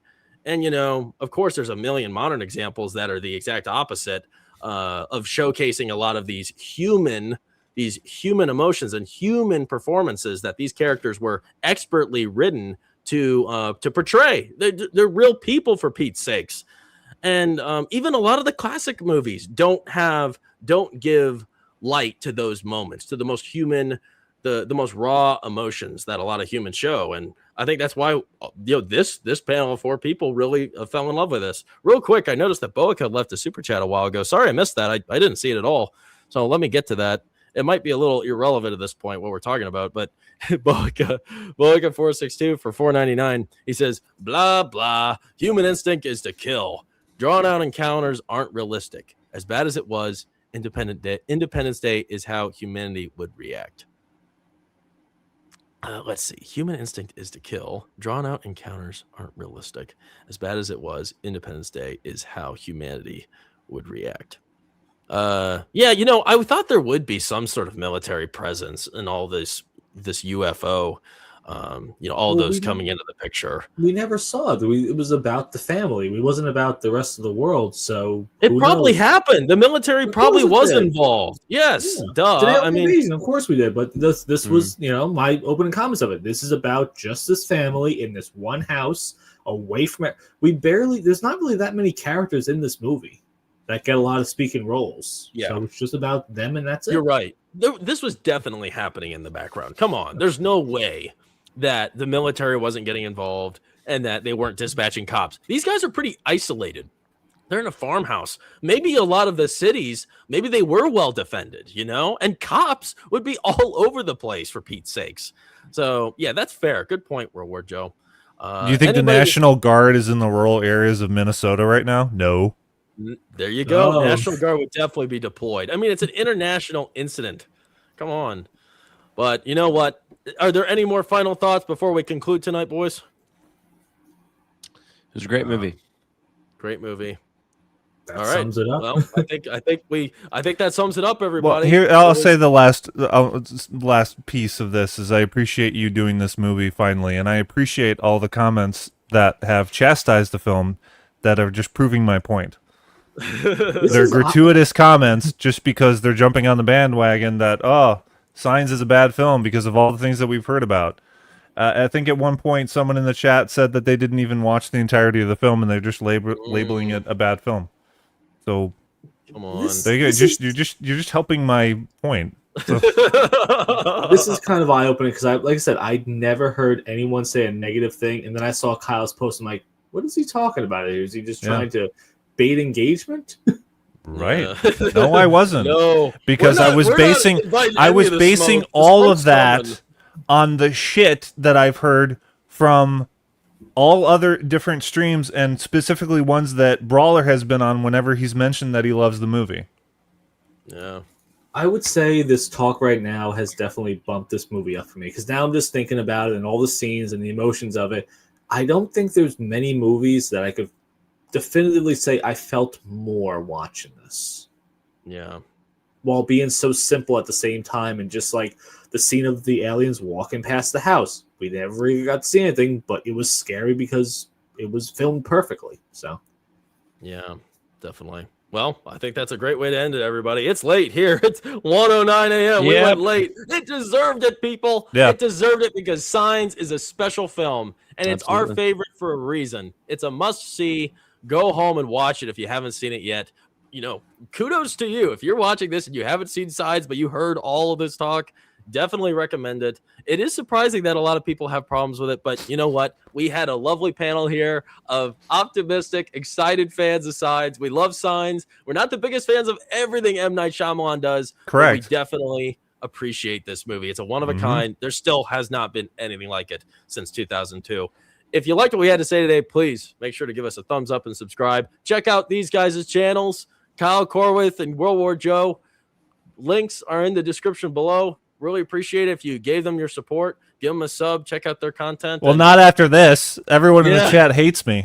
I Cheers, think- everyone. Oh, you have a couple gosh. hundred subscribers you're about to lose. I wasn't looking at the chat anymore. I can't take it. I can't take it anymore. I'm leaving on a positive note. Everybody, Signs, 10 out of 10, everybody. 100% recommend. Brawler recommends. We'll see you guys next time. Never forget, give them the Duke, give them the dog.